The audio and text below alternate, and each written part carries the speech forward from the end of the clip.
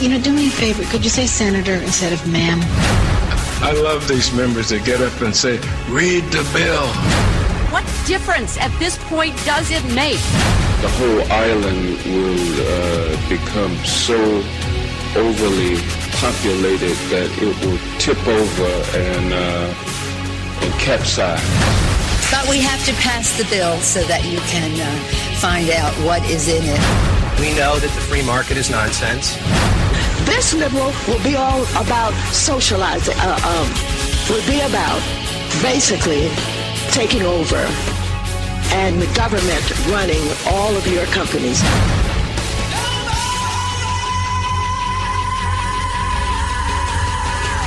The time has come for unfiltered, politically incorrect common sense. Welcome to the wild world of Cowboy Logic.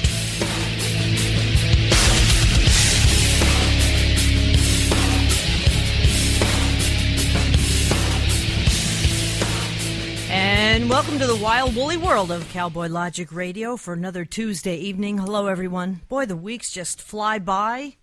The year has flown by, hasn't it? This is unbelievable. Well, yes, it has. 2014, when everybody's going to lose their health care. Oh, boy. The new word, I believe, for the Webster Dictionary, they were talking about one of the big words that's going to be put into it this year, is selfie. And boy, does selfie have a new meaning after today. Yeah, really. Now selfie means how to act when you're the president of the United States. Is it me, or does a picture tell 1,000 words? Does Michelle look like she just wants to reach over and just punch him one right in the nose? Michelle looks a lot like Bibi Netanyahu looked. Yeah, when he was having his grand old time trying to scold No, I Bibi. should rephrase that. Michelle looks a lot like Barack looked when Bibi was schooling him. If you're not sure what we're talking about, well, just go to the headlines of the Drudge Report, and you'll see President Barack Obama at what is supposed to be a memorial service for Nelson Mandela, snapping a picture of himself with his cell phone, hence a selfie, as they're called, along with David Cameron, the British Prime Minister, the Danish Prime Minister, Helle Thorning-Schmidt, who is a rather attractive blonde, is in the middle. That could be the other reason why Michelle's got that. And there are a bunch of other pictures, look. but there's a bunch of other pictures that Drudge has up there of them, yucking it up during the service, and Michelle is not amused. What makes me think somebody's sleeping in the Lincoln bedroom tonight? Yeah. It's not Bill Clinton. But a picture certainly tells 1,000 words. She is not a happy camper. But Nelson Mandela was laid to rest today, 95 years old, born in 1918, the same year my mom was. My mom passed away a few years ago, though, but 95. Given the life that he led, it's amazing to live 95 years. And I'm glad he got to see what he saw, but there's mixed reviews about this whole thing. Now, he was a wonderful leader for his people. But the question is South Africa at this point really better off? The average South African lives on $2 a day. I have a friend who actually is South African and had to flee, because when apartheid was falling, there was a lot of white flight because the people feared for their lives. There were a lot of large farms that were taken over. There were a lot of white people who were killed. It was basically a civil war in some respects. And many people who did remain said their lifestyles drastically changed, and the lifestyles of the people that worked for them drastically changed, as callous as it may sound. And there was quite a big difference between the white and the blacks that lived in South Africa. There was obviously a lot of Caucasian money there. The white South Africans had quite a bit of money, and they also had a number of servants. And a friend of mine told me that she had a friend who had 3 servants, and all of them had to be let go, because what they basically wanted was a larger minimum wage. And in some respects, that's what's happening here. If you're going to force something like a $15 minimum wage for burger flippers, what do you think that's going to do to the economy? Unfortunately, people will lose their jobs. The bottom line to me is, you're looking at a government that wants more and more power. Basically, feed the beast. And this, to me, boils down to what our Constitution is. This is what our founding fathers tried to avoid because they know human nature. And the more power you get, absolute power corrupts absolutely. I mean, this guy, Jacob Zuma, who is the South African president right now, was repeatedly booed at this today. Well, it was yesterday. So was Bush. Yeah, I don't know about that, but I do. Also, you see a picture of our president shaking hands and bowing, essentially, to communist Cuban leader Raul Castro. That would be Fidel's brother. Now, let's look at Cuba. Infidel? Stop. Let's look at Cuba. One of the most oppressive communist regimes to come down the pike. Will you please tell me, why are we so enamored of this type of government? And why are we going down that road, in my opinion?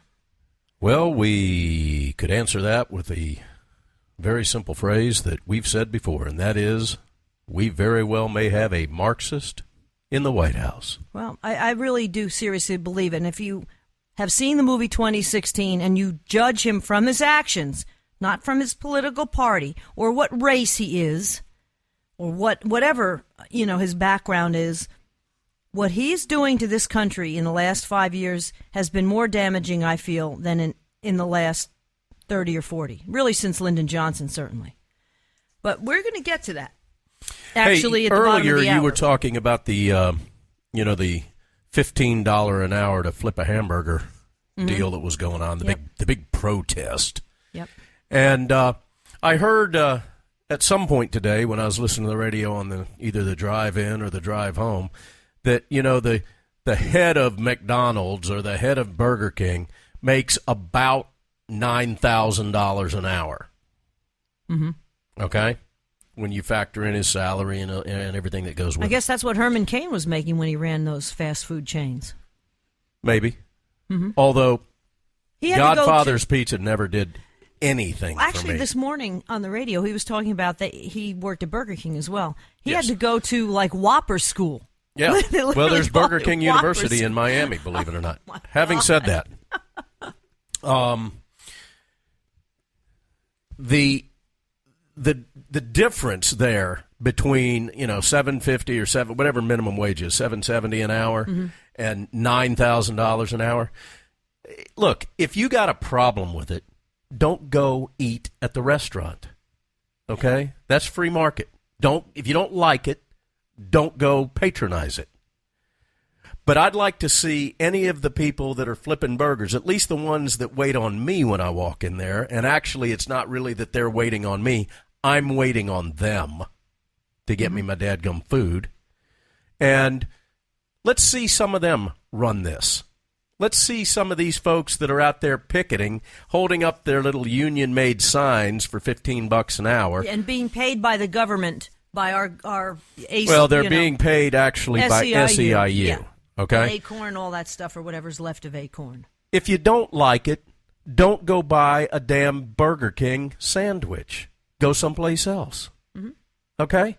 Now, the other thing that I want to bring up is the fact that I wonder how our military feel having their asses shot at in foreign countries when you got people over here flipping hamburgers bitching about making, wanting to make $15 an hour. So let them go into the military. Oh, and by the way, while I'm on the military, I posted earlier this week, I don't know if it was Saturday or Sunday or Monday, that if the military pensions are cut in this budget deal, that I will do everything possible to make any Republican that voted for that this be their last term.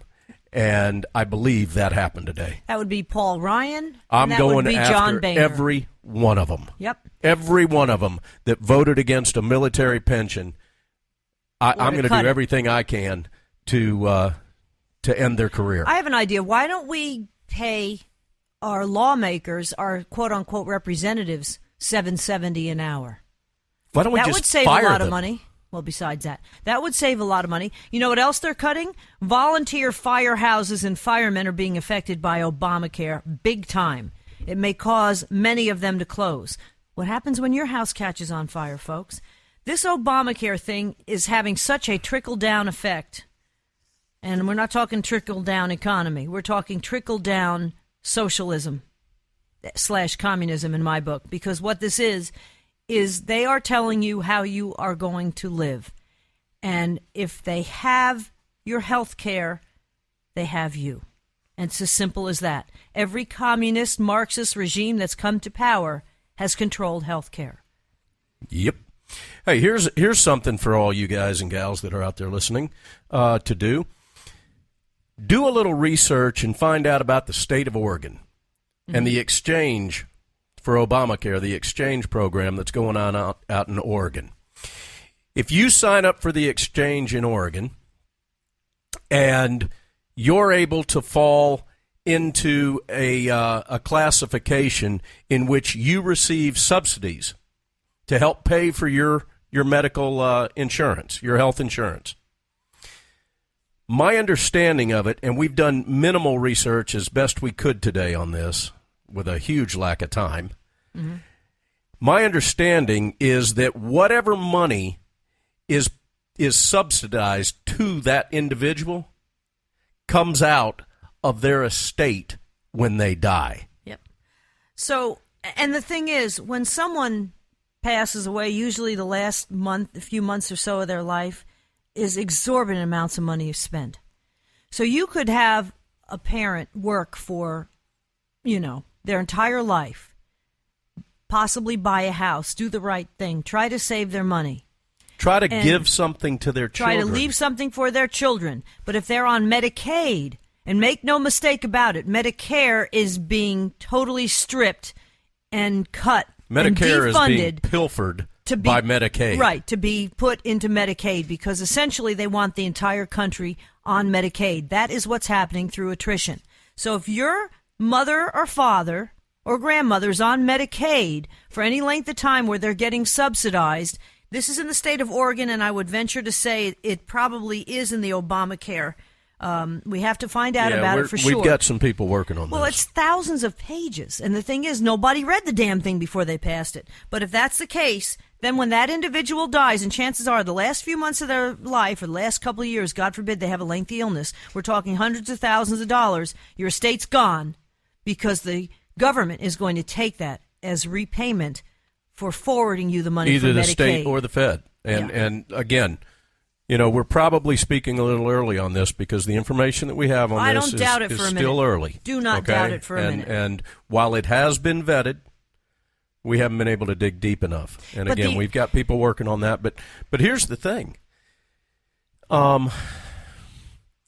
You've got people that have no idea that this kind of thing's going on. None. I know. Okay? We're talking about health care and health care insurance around our office right now. And we're talking about going on to the private exchange, not the public exchange. Well, you must be rich.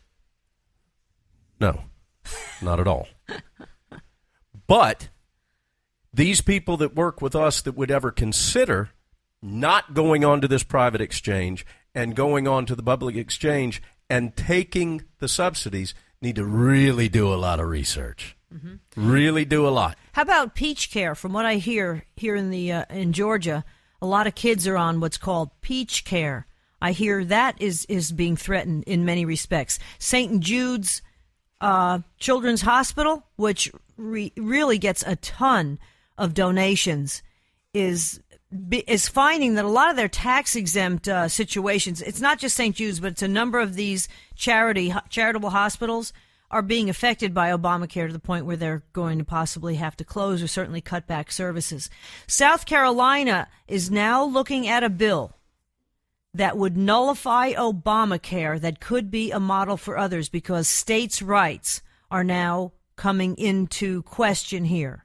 And that's what a lot of states are finally looking at. We can only hope. And South Carolina is not far from Georgia. Please, Georgia, wake up. Well, we had dinner tonight with a couple of friends of Donna's and ours and mine. And the gentleman was a doctor, or is a doctor. Mm-hmm. And what was he talking about with regard to some of the new folks that are coming into the medical industry? Well, young kids who were kind of caught in the trap here between normal medicine that this country did have and the strong medical system that was in this country that's now being screwed around with by the government, and what's happening now with Obamacare. A lot of these kids are now coming out of med school. First thing that they're in is $500,000 of medical school costs. Close to And we're also talking about not necessarily kids. He was saying that these people are usually... Well, they're specialists. Yeah, 28 to 32 years old. Right.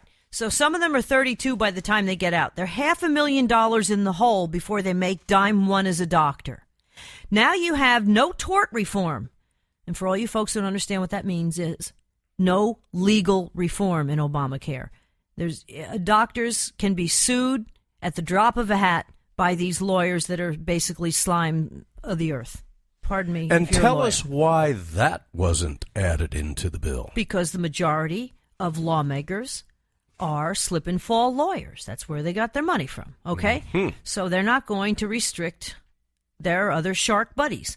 Now, the other thing that our friend said today to us at dinner was, okay, now you're figure this out now. You've worked your butt off. Chances are you're pretty damn smart if you made it through med school because you've gotten straight A's. Because I tried to go to vet school, and let me tell you something. That is pretty damn hard, and there was no way I was going to do it after the first semester of chemistry. Okay? So, you're pretty damn smart to begin with. You're the cream of the crop.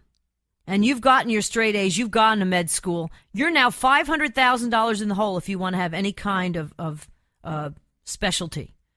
Okay? Our friend is a radiologist. Now, you have, on top of that, probably close to $100,000 in malpractice insurance a year. Then you have your office. And my girlfriend's office is she's an OBGYN in New Jersey, which is a very, very expensive place to run an office. So it's going to be a little high, I guess. But we're talking at least $5,000 a month to run an office. And then you have employees, which make, sometimes $15, $20 an hour, unless they decide to go to Burger King where they might make more money. Anyhow, so you're already, let's say, $250,000 in the hole a year just to run your office. These kids, and that's for a small office, right? And these kids, according to our friend, are finding out that they will probably be in debt for the rest of their lives. Why?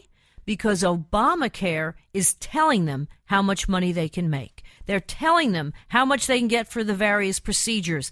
My friend, they're also telling them who they can and cannot see. Right, which means if you're a doctor that might be speaking out against this, there's a possibility that the IRS or whoever's in charge of these, exchanges can steer business away from you. They might choke you out of business because they don't like your politics. They don't like the IRS is running this, gang. They know exactly where your charitable donations are going. They know exactly what your political leanings are. Didn't something similar to that happen during Cash for Clunkers? Yes. Actually, Cash for Clunkers. It wasn't the IRS that did it, but it was there were family-owned dealerships. Chevrolet dealerships, GM dealerships that were in very, very conservative areas, and their owners made political donations to Mitt Romney, and and these are dealerships that were highly successful. But during the presidential campaign. So what happened was, when Cash for Clunkers started, they picked and they chose which. This is crony capitalism to an extreme. You hear Obama talking out against it when he is probably the worst offender of this. They picked and they chose which dealerships could remain open. And many of these dealerships that were family-owned and very prosperous, some were in families for decades, were forced to be shut down because they were not of the same political leanings as our almighty ruler that we have in the White House now. And that was just the start of it. And what's really scary to me is how complicit the mainstream media is in all of this. I mean, just Fast and Furious alone with what happened, let alone Benghazi, let alone what's going on with GM Gate and to sit there and say, oh yeah, GM got paid back all the stock, the government paid all back. No, the government paid back the stock with your taxpayer money. So it's a Ponzi scheme. So don't go there either. It's just unfortunate that a lot of people are so worried about making ends meet and so worried about raising their kids and doing the right thing with their families, and some of them, have parents they're taking care of or whatever, that they assume the government is doing the right thing. But you know what happens when you assume, especially if you're an Odd Couple fan. You make an ass out of you and me. Assume nothing. We'll be back in just a moment. We do want to take a break now because we want to get started with our panel. We have, actually, I should say, just two guests tonight and I'm really totally looking forward to this. This is going to be a ball. It is. Two gentlemen that are friends of ours named Jeremy Haley and Jeff Colwell. Jeremy comes from the progressive left. He works for a law firm. And from the right, building contractor Jeff Colwell, who tries to run his own business despite this Jeremy economy. Yeah, Jeremy. Anyhow, we're going to kind of have a point-counterpoint, a la Dan Aykroyd and what's her face, Jane Curtin on Saturday Night Live, huh? Be right back on Cowboy Logic Radio. Talk to you in a moment. All right.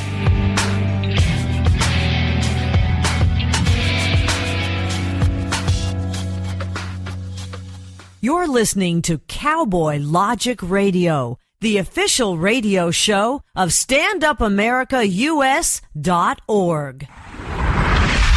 Check us out on the web at cowboylogic.us.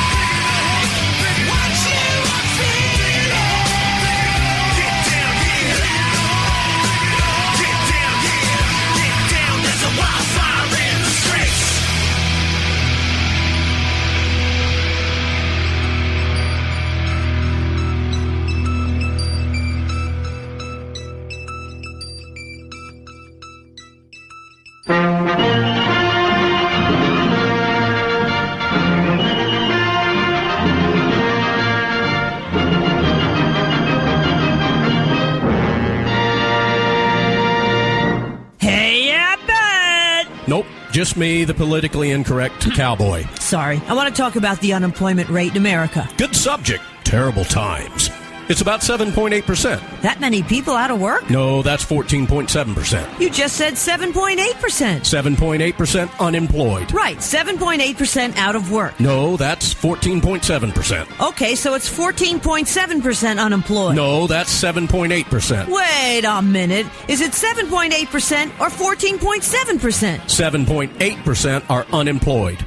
14.7% are out of work. If you're out of work, you're unemployed. No, you can't count the out of work as the unemployed. You have to look for work to be unemployed. But they are out of work. No, you missed my point. What point? Someone who doesn't look for work can't be counted with those who look for work. It wouldn't be fair. To who? The unemployed. But they are all out of work. No, the unemployed are actively looking for work. Those who are out of work stopped looking. They gave up. And if you give up, you're no longer in the ranks of the unemployed. So, if you're off the unemployment rolls, that would count as less unemployment? Unemployment would go down. Absolutely. The unemployment just goes down because you don't look for work? Absolutely it goes down. That's how you get to 7.8%. Otherwise, it'd be 14.7%. You don't want to read about 14.7% unemployment, do you? That would be frightening. Absolutely. Wait, I got a question for you. That means there are two ways to bring down the unemployment number? Two ways is correct. Unemployment can go down if someone gets a job. Correct. And unemployment can also go down if you stop looking for a job? Correctamundo. So there are two ways to bring unemployment down, and the easier of the two is just stop looking for work. Now you're thinking like an economist. I don't even know what the hell I just said. And now you know why Obama's unemployment figures are improving. Now you're thinking like a politician. Oy. Hey everybody, this is Stan Levy, also known as the Black Man Thinking out here in California. When I'm not dealing with the friends of Governor Moonbeam out here, I tune into Cowboy Logic. Hope you do too.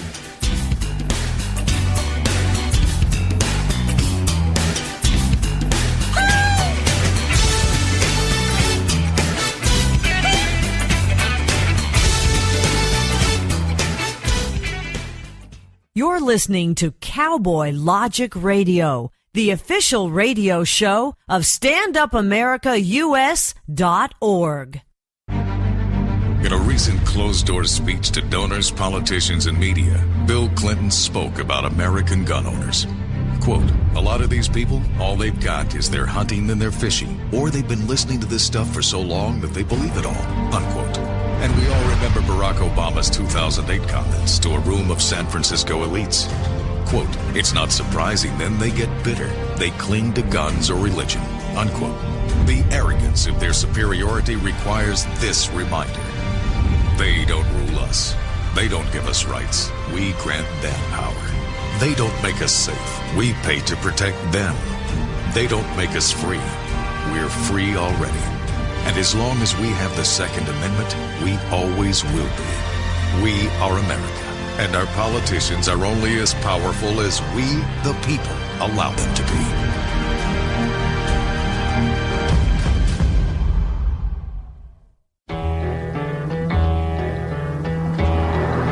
Read me the message. New message from Sebastian. Great news. We got the go-ahead. Can you meet at 10? Reply, definitely. I'll see you there. Play my running mix. What's the traffic like around here? Here's the traffic. Take your iPhone 5 to the next level with the all-new, politically incorrect Janet and Hillary personal assistant app. Janet. What? Where's the closest gun shop? Why do you want to go to a gun shop? Because I can. This is still a free country, isn't it? Before I tell you, you'll need to agree to submit to a complete background check, get fingerprinted, present 18 forms of identification, including but not limited to a current utility bill, a social security card, a driver's license, and a library card that has not yet expired. But I already did all that. Well, sort of. We also need to know how your health is. Did you gain more than 15 pounds in the last year? What? No. Look, all I want to do is buy some ammo. I'm sorry. The Department of Homeland Security has already purchased all available ammunition in 9mm, 40 caliber, and 45 caliber hollow point rounds. What? Hollow points? Why hollow points? They're a lot more expensive. We're already $16 trillion in debt and counting. We're going to use hollow points for target practice, unlike the military and law enforcement. As a matter of fact, we've purchased enough ammunition to have 5 rounds for every man, woman, and child in the United States. Wow. Isn't that overkill? Sorry. Bad choice of words there. You know what? Forget this Janet Napolitano personal assistant app. I'm going to move on to Hillary Clinton. You know, I am getting a little hungry here. Hillary, where's the nearest Chinese restaurant? What difference at this point does it make? How about Chick-fil-A? What difference at this point does it make? I love Chick-fil-A. It's a family-owned, all-American restaurant. Okay. You want to play rough? Do you think Eric Holder perjured himself in front of Congress? What difference at this point does it make? Do you think the DOJ targeted media outlets like Fox and the Associated Press? What difference at this point does it make? Did the IRS target conservative groups? What difference at this point does it make? Is Obamacare a train wreck? What difference at this point does it make? Did Bill have an affair with Monica Lewinsky? What difference at this point does it make? What is the meaning of is? What difference at this point does it make? Is G.I. Joe anatomically correct? What difference at this point does it make? Oy. What difference at this point does it make? Download the Janet Napolitano and Hillary Clinton personal assistant app today. Although side effects may include, but are not limited to, headache, nausea, vomiting, dizziness, dysentery, cardiac arrhythmia, mild heart explosions, varicose veins, darkened stool, darkened soul, mild discomfort, severe discomfort, lieutenant discomfort, major discomfort, general discomfort, hemorrhoids, sugar high, spontaneous dental hydroplosion, more vomiting, mild rash, an erection not lasting more than 45 seconds, gas with an oily discharge, increased bowel movements, the sudden urge to spend more than you earn, sweaty palms, the sudden urge to wear mandals, more vomiting, infection, fear of the Constitution and or the Bill of Rights, and a complete lack of guilt when taking money or property that belongs to one person and giving it to someone else. Okay, maybe not. Do me a favor. Could you say senator instead of ma'am? I love these members that get up and say, read the bill. What difference at this point does it make? The whole island will become so overly populated that it will tip over and capsize. But we have to pass the bill so that you can find out what is in it. We know that the free market is nonsense. This liberal will be all about socializing, will be about basically taking over and the government running all of your companies.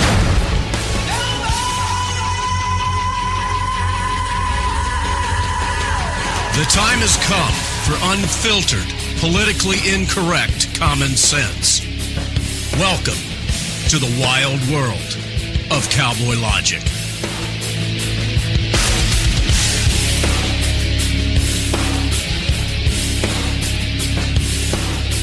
Welcome back to Cowboy Logic Radio. Good evening, everyone. I'm DONNA FIDUCIA. 9:37 on the East Coast. And I'm sure you can do the math if you're elsewhere, but we do thank everybody for joining us. Cowboy Logic growing in leaps and bounds. The reason why we're here is because the mainstream media isn't. It's pretty much the long and the short of it. That was pretty impressive. That's kind of catchy. Yeah, I just made that up. Maybe we should remember that.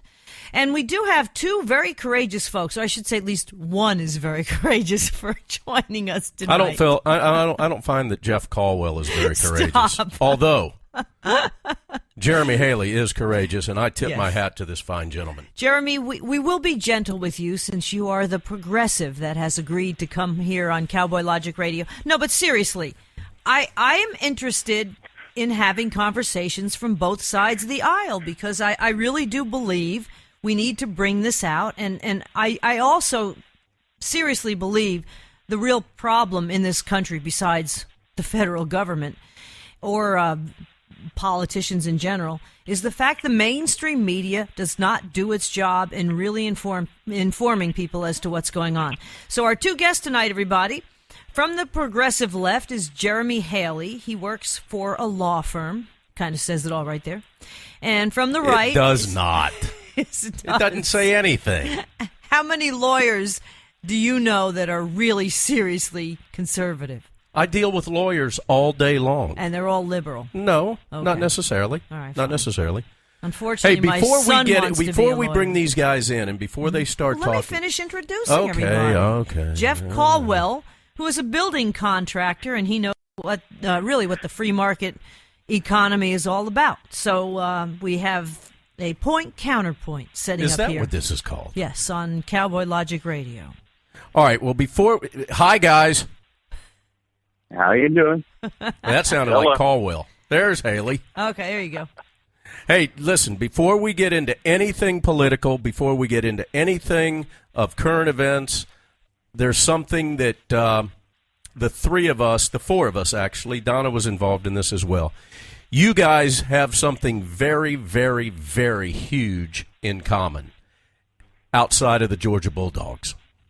And that is baseball? That you guys both give back to what has probably totaled thousands, if not 10,000s, of kids. Mm-hmm. Jeff, start off, because I know that at some point you were or are and still may be the president of Little League in the well, I'm going to get this wrong if I keep going. Tell us about what's happening with what you guys give back to the community and thousands of kids, including my two, Lee and Parker. Well, my background, and Don, this is where our friendship began, is through youth baseball, through the Little League baseball and softball program. I still today coach 12 and under baseball. I also serve on the board at the local league where your kids played. And then I also serve at the state level, and I know some people that serve at the national level. And it's interesting because, as you know, Don, our kids are about the same age, so now I'm seeing the fruits of the labors. You're seeing the kids that are at the Naval Academy that you coach. You're seeing the kids that you've coached that are maybe playing college sports that are still involved. So it gives me a lot of pride to see these kids grow up and to think that maybe somehow we affected their lives at some point. Absolutely. Absolutely. And team sports in general, they really find has helped, like playing an instrument as well, too. Just the discipline has really helped kids in life. Now, whether you go on to play baseball, professionally or not, there's such a small percentage. But just in life, like you say, the Naval Academy or whatever, I really firmly believe that organized sports plays a huge role in shaping the future for these children. Well, I know that at least at a professional level, the park that my kids played at and that I met Jeff at, Milford, had, what was his name, Jeff? Todd Jones. Yeah. Who'd he play for, the Yankees? He played for a few different teams. He was actually the American League Reliever of the Year at one point. Well, that's a relief to hear. Yeah, let me just say, he's made a lot more money than us collectively have. Yeah, I hear you on that. Had more elbow surgeries than we've had also. Jeremy, what's the chance that I can get you to get in touch with Todd Jones and help redistribute some of his money to us? Boy, that would be a fantastic idea. If we can compel that. All right, so now the picture that I've got on our promo of you look like a real badass, obviously calling out some poor kid that's probably bawling his eyes out on the way back to the dugout. The kid had the time of his life. That was actually at the Little League World Series in 2007. But I want to add something that Jeff was talking about, and I'd mentioned to you in an earlier conversation. We talk about pro athletes, but truly, I think I speak for Jeff on this, our involvement with the youth sports isn't about necessarily creating that pro athlete. Those are the formative stages of our youth's lives, and Donna hit on something about the discipline. I mean, the purpose of the youth sports program is to raise children into adults, really, and teach them through competitive sports. The dejection, when you're coming back to the dugout, bawling your eyes out, why that's a good thing, and it's going to make you stronger, and what the bigger picture of the game is there. And, I think that's really why he and I both are so attuned with the Little League organization and why we're involved with it. It's not about creating that superstar pro talent as much as it is, as you said, the tens of thousands of children we have some impact, whether directly or indirectly, on. Hopefully getting them to grow up and call into Cowboy Logic, I guess. Yeah. Let me ask you guys, both you guys, this, though. To me, the gender neutral push that's being done in this country, and the softening I feel of life in general. Like, everybody gets a trophy. It's okay to fail. You know, you don't have to compete really hard, and you don't have to be the best at everything.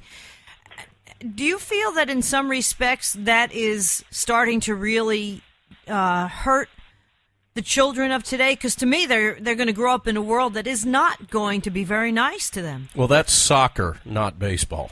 Yeah, that's true.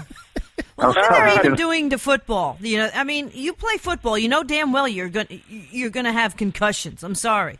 You know, kids want to play it. I don't know why, but they do. That said, they're trying to. Before this evening, I would come on here and agree with Donna about something, of all people. But you're right. The evening's not over yet, man. They're trying to castrate football, in my opinion. Seriously. But, you know, to receive a reward just for participating, the softening, as you put it, what did you earn there? You know, and I think that's a line right out of the playbook you guys like to run from. But particularly in these sports, that's when we talk about the competitive nature of the sports and what we want to teach kids. It's more about the game than it is the trophy, you know, at the end of the season, just for having shown up all year. Well, I don't recall my kids during Jeff's reign at Milford walking home with trophies if they didn't end up doing something collectively as a team that actually deserved the trophy. But see, Jeremy, as the progressive here in this conversation, this also equates to life. We're telling the kids, you work for it, you've earned it. Why does the Progressive Party, which really is, I can't even say the Liberal Party anymore, it's progressive. Why do they feel that's not the case, that it's okay to take from those people who've worked for it? See, that to me, that just, you know, advances the whole situation a little bit. Well, I think that's taking a more general position and applying it across the board to where a specific nuance may have different meaning. Every now and then you do need to pinch hit for someone because they're not going to get the job done as well as someone else may be able to. I'm not sure what you're looking for there. Well, I prefer to voluntarily pinch hit. Well, yeah, where do you draw the line? Why do lawmakers say, well, you've made enough? And Obama has made no bones about it. He's actually gotten to the point where he's come on and said, you know, you didn't build that. You know, we helped you build that. And you know, you make a certain amount of money, you don't need any more. Well, hey, he's a gazillionaire. It's easy for him to say that. It's okay for his health care to double because it's not going to be any skin off his nose, even though it's being paid for by you and I. It's a double standard. And absolute power corrupts absolutely. There has never been a top-down government that has worked for the people, only for themselves. Just impossible in history. It's never happened. If I could just interject here, I think that, and I think we probably, the four of us all agree more than we disagree here. For government, it's easier to say, hey, I'll take part of yours and give it to him. Because generally you can get a big crowd to go, hell yeah, that's only right. He's got plenty. So I don't think that it's definite. It's so much a right and left thing. I think most of the federal government are all progressive. Yeah, and it's easy. There's a small handful of the haves, and there's a huge, vast ocean of the have-nots. So you can draw a crowd to everyone and say, hell yeah, give me mine. But see, what happens is when the economy is thriving and everybody's got a lot of money, there really is, and I know it's been vilified because Ronald Reagan did it, but nobody did better economically overall in this country than they did under Ronald Reagan. And the thing is, you have people that feel that it's okay to take from one and give to another. And this is what Lyndon Johnson tried to do. And it's been going on for over 100 years if you go back to Woodrow Wilson. But they can't cut spending. They just can't, except when it comes to the military, by the way, because this new budget deal that just got passed is going to cut benefits to the military because they can't complain. But What's happening is they just have to spend and spend and spend and feed the beast. To me, it's like a tapeworm that eventually is eating the host, and the host is going to die because you've got so many people now that are being thrown into poverty for one reason or another because there's so much restrictions they can't get jobs. You're going to force them to get health care that they can't afford. All it's doing is taking more and more and more. And as Margaret Thatcher said, eventually you run out of other people's money, which means your money's going to go too. I want to throw something out on the table to you guys that we can hopefully dive into here.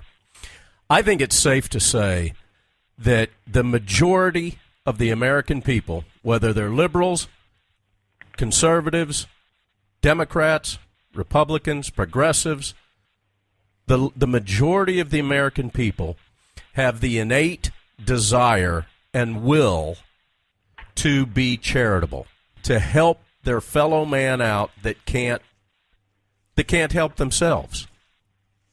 Well, that's now, there's actually a big difference between somebody that can't help themselves and won't help themselves. And the thing is, I don't think that the American people look at being charitable, especially voluntary charity, as a way to gain and hold power over other people that they're being charitable to. Well, the government does. But the government does. Mm-hmm. And the government on both sides of the aisle, with the exception of very few, feel that the way to obtain and hold on to power is to make the citizens dependent on them, on the government. And that's where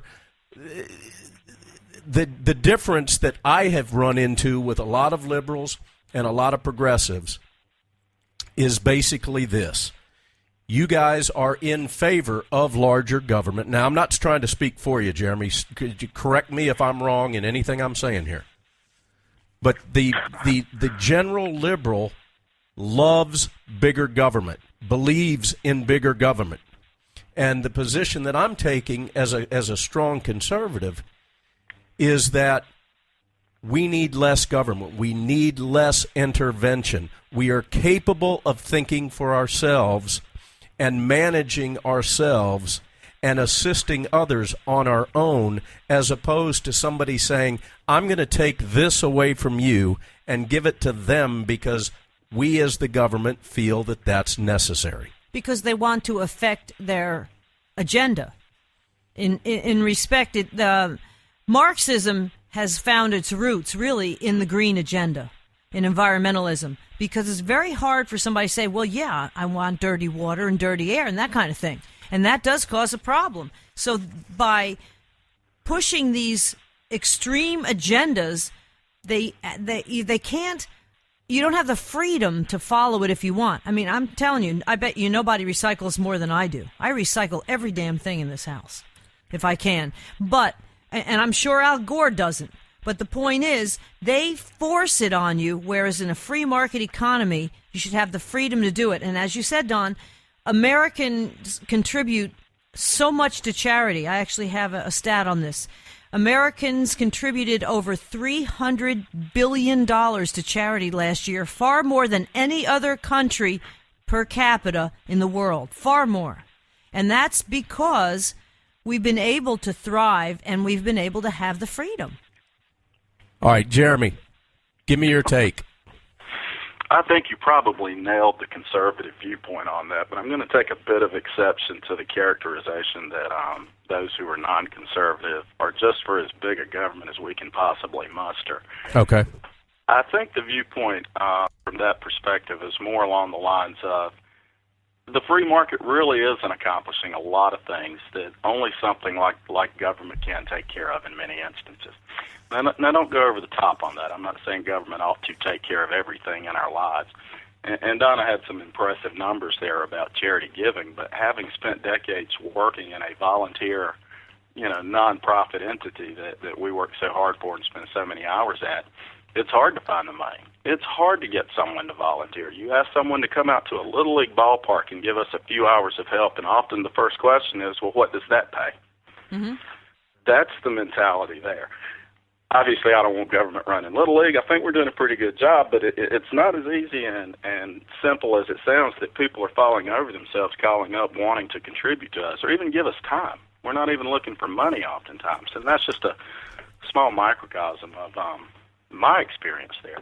I think we're hitting at a bigger issue that I wanted to throw out there. I'm sure you guys are going to love this. There was a comment earlier. You guys said so much, I couldn't even write it down even. But I don't think President Obama has ever said there should be a cap to the salary or the income you should make. Oh, actually, he did. I believe he was talking around $250,000. He's saying you don't really need any more than that. No, he didn't say you don't need any more than that. He's attempting solutions to what we would all call the growing income inequality in this country. Mm-hmm. Certainly, you don't like that. That is a means of what do you guys call it? Redistributing the wealth. But there's no doubt that gap is growing in this country. I think some of the statistics. Well, why do you think that is? I'm sorry? Why do you think the gap is growing? The free market isn't necessarily creating any kind of balance, even when people are putting that work in, oftentimes. What about the over-restricting government, the restrictions by government that don't allow the free economy to work? Such as how much my girlfriend makes that's an OBGYN for a Medicaid delivery. She gets $400 for a Medicaid delivery. The government's going to tell doctors what they can make. How good do you think the doctors are going to become in this country if they know that they're only going to make X amount of money because the government is going to set the prices?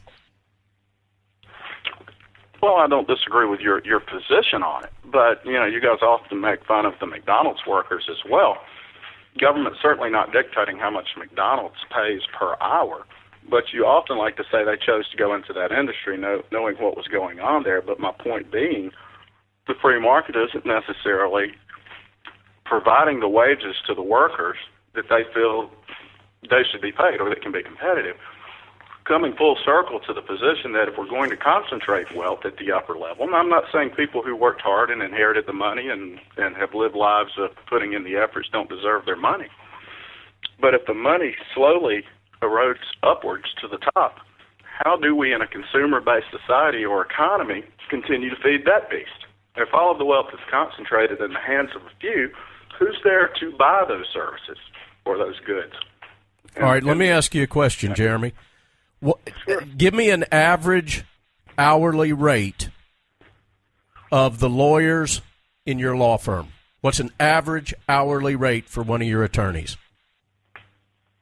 Honestly, Don, I don't get into that side of the business. I'm in the real estate division. All right, well, I'm going to get into that side of that. Work. I really don't know. The ones I know. Okay, go ahead, Don. I'm seeing any place from $250 to $350 an hour. That's what we're paying. $350. Okay, that's what we're paying. In rural Northeast Georgia, really pulling down that billing rate, but I'll go with your number. Absolutely, we've been paying them for 7 damn years. Yep. Now, here's the thing. My question is this: if what you're saying is the case, then why should I not be able to go into that lawyer with any degree of success and say, you know what? I don't think you ought to be making this kind of money. I think you ought to make $100 an hour.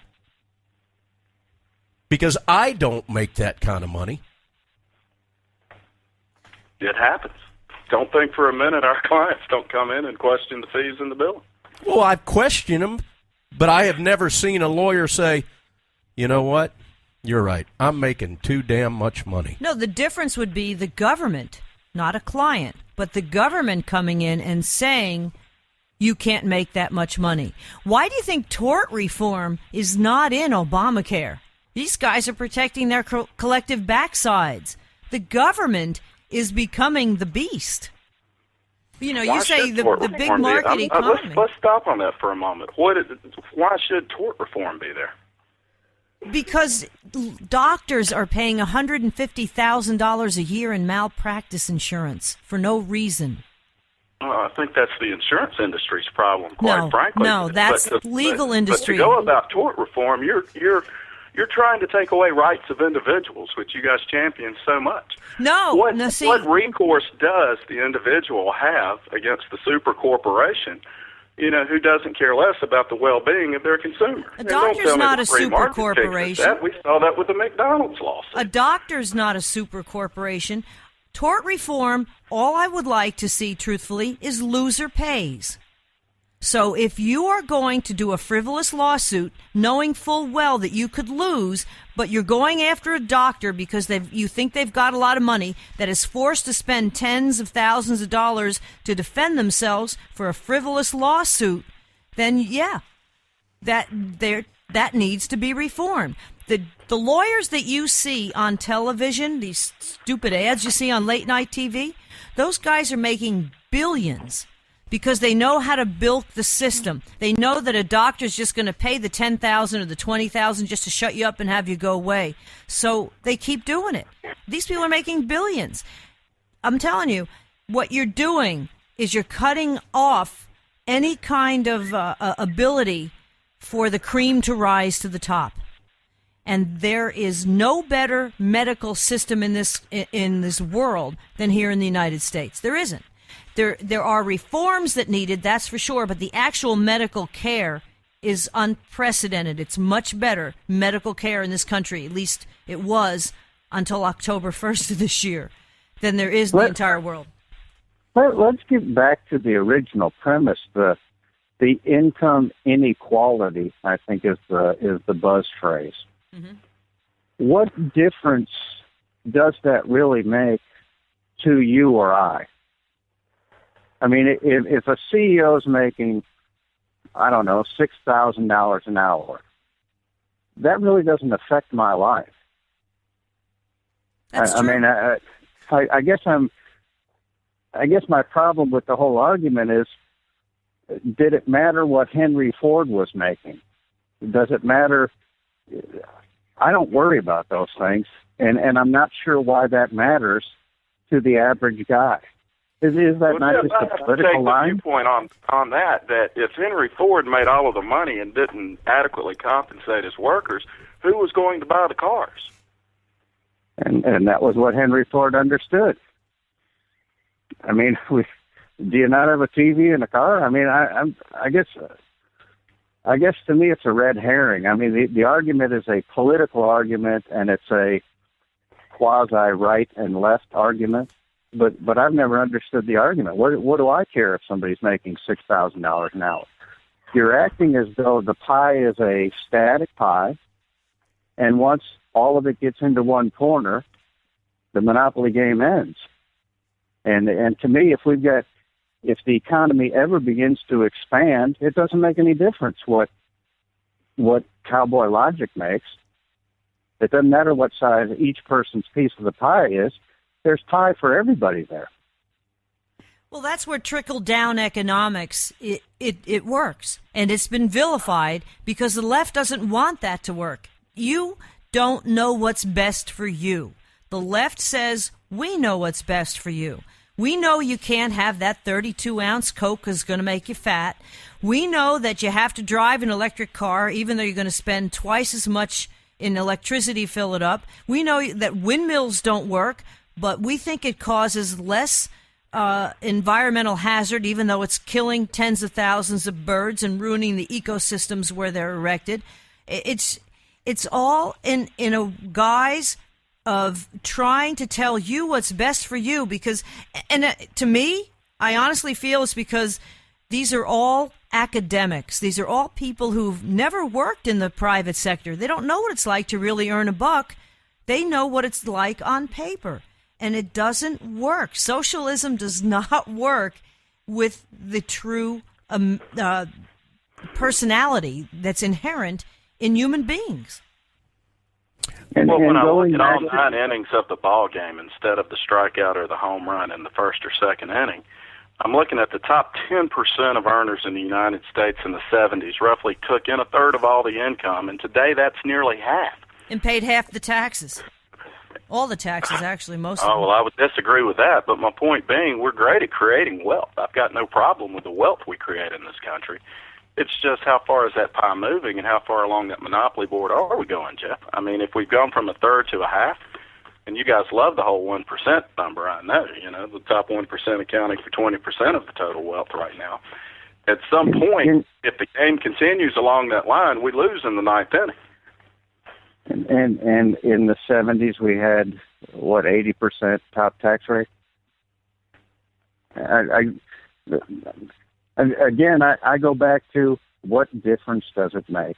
Mm-hmm. And if $15 is not enough for McDonald's, is $115 an hour enough? I mean, I guess at McDonald's, I'm a big free market guy. I would think the guy running the McDonald's in Manhattan is probably paying closer to $20 an hour because it's more expensive for him to get people there. And the guy in Peoria, Illinois is paying whatever the minimum the government will allow him to pay. I don't see central government as able to set a single policy that works for everybody in the country. I just don't see it. Hey, Jeremy, let me ask you, what do you think the government has ever done better than the private sector? What has the government ever done better than the private sector? Yeah. Aside from blowing things up and killing people. Yeah. They're very good at that, I would say. Well, that's getting stripped down too now. Well, you're gonna argue with me on this, but I think even in research and development, the government in many areas has led the way. Where there isn't a free market demand for innovation, often the government has stepped in many other ways through R&D for whatever ulterior purpose it was, and has led the way in many regards. I mean, look at what the space program did a generation ago. What, until they shut it down? We have no space program now. Innovation that even the space program did then. We have no space program now. It's been cut. It's gone. Except for what we have to tell the Muslims had a huge part in it. Before we shut it down, that's what we had to make sure we got out there. I mean, there's been nothing. What they had ever done. That's one example I can think of in broad terms where there was innovation and leadership that was cast only by the government, where the free market wasn't even looking in that regard. See, I believe there's that NASA, I think, has a lot of private sector R&D in there too. But I'll give you that one. What about Solyndra? What about all the green companies that are failing miserably? What about GM being bailed out and then being repaid half of what the taxes, what the stock was worth with taxpayer money over again? There's nothing. The government does no R&D. The government might farm things out where they feel it needs to be done, but the government itself does nothing but take in money. It does nothing on its own. Let me interrupt and bring up a real strong point that I want to drive home on here, because I've been sitting back listening to all this. If a corporation, big or small, wastes their money, spends their money foolishly, spends their money in a corrupt manner, that falls on the shoulders of that corporation. But the government has grown to a behemoth, bloated size in which they are wasting and wasting and wasting money that's not their own money. It's our money. That's why I want less government. I want less spending. I want less intrusion. I want less regulating on pathetically stupid regulations. And granted, there are some good things. There are some good things, in my opinion, about Obamacare. But those some good things, the four of us could have sat down at our dining room table with a legal pad and figured it out. We didn't need 13,000 pages of regulations and bills. See, there's no health care really in Obamacare. It's just regulating what's out there. It's a grab at 1/6 of the American economy. It's not trying to improve health care by any stretch of the imagination. Can you weigh on that, Either for me, one Jeremy? of you guys weigh in on that. Well, I think attempting to provide health care to 32 million Americans is advancing health care. When you're trying to find a way to provide something where it didn't exist before in regards to health care, I don't understand how it does nothing when you're What didn't exist before? What didn't exist before? The ability of whatever the number is, the 32 million Americans who did not have the insurance to afford the health care services. That's not true. These people are not standing in the shadows. I knew a guy that was here illegally from Mexico. He was married to a young lady. They had a baby together. They had 2 kids together. They had prenatal care taken care of. They had the deliveries taken care of. They had their Lamaze classes that they went to together, and they didn't pay a damn penny. Now, that cost us money, absolutely correctly, but they were not denied coverage. So what it's doing is it's causing those who do have coverage by the millions to also lose health care, to the point where those that actually did have it are losing it more so than the 32 million. We're talking, I think, 5 or 6 million in the state of California alone. Give me examples of people that couldn't have health care coverage. At all, under any plan. See, I disagree with that. While policies they didn't even have a plan, Jeremy. They had no plan. They had no plan.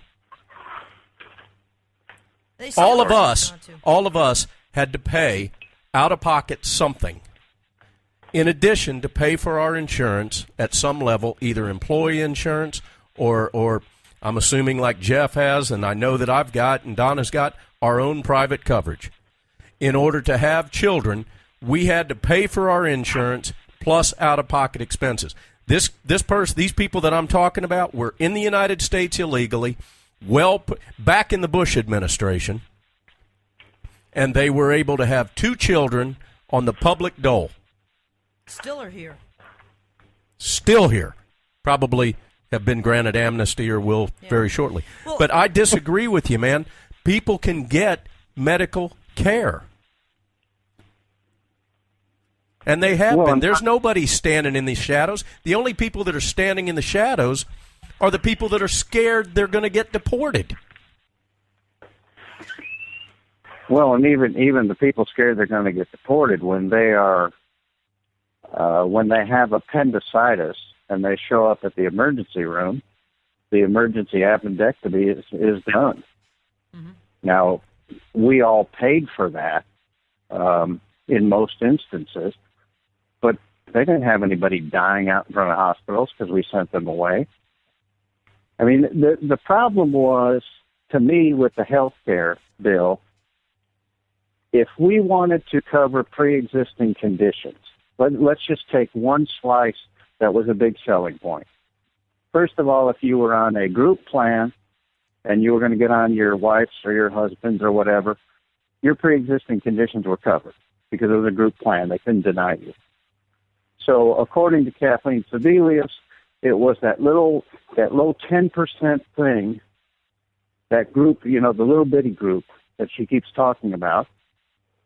Those were the pre-existing conditions that were not covered. In other words, you couldn't call Ron up the street and get health insurance because you were whatever, type 1 diabetes or whatever it might be.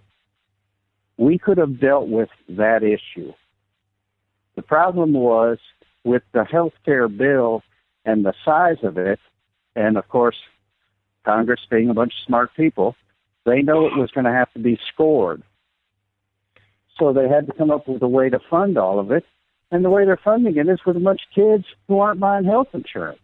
So the numbers that it was originally scored on were fictitious. It was ridiculous. Well, it's a Ponzi scheme, no? And now we're left with the folks on the left saying, "Well, give us your idea." Well, you didn't want our idea.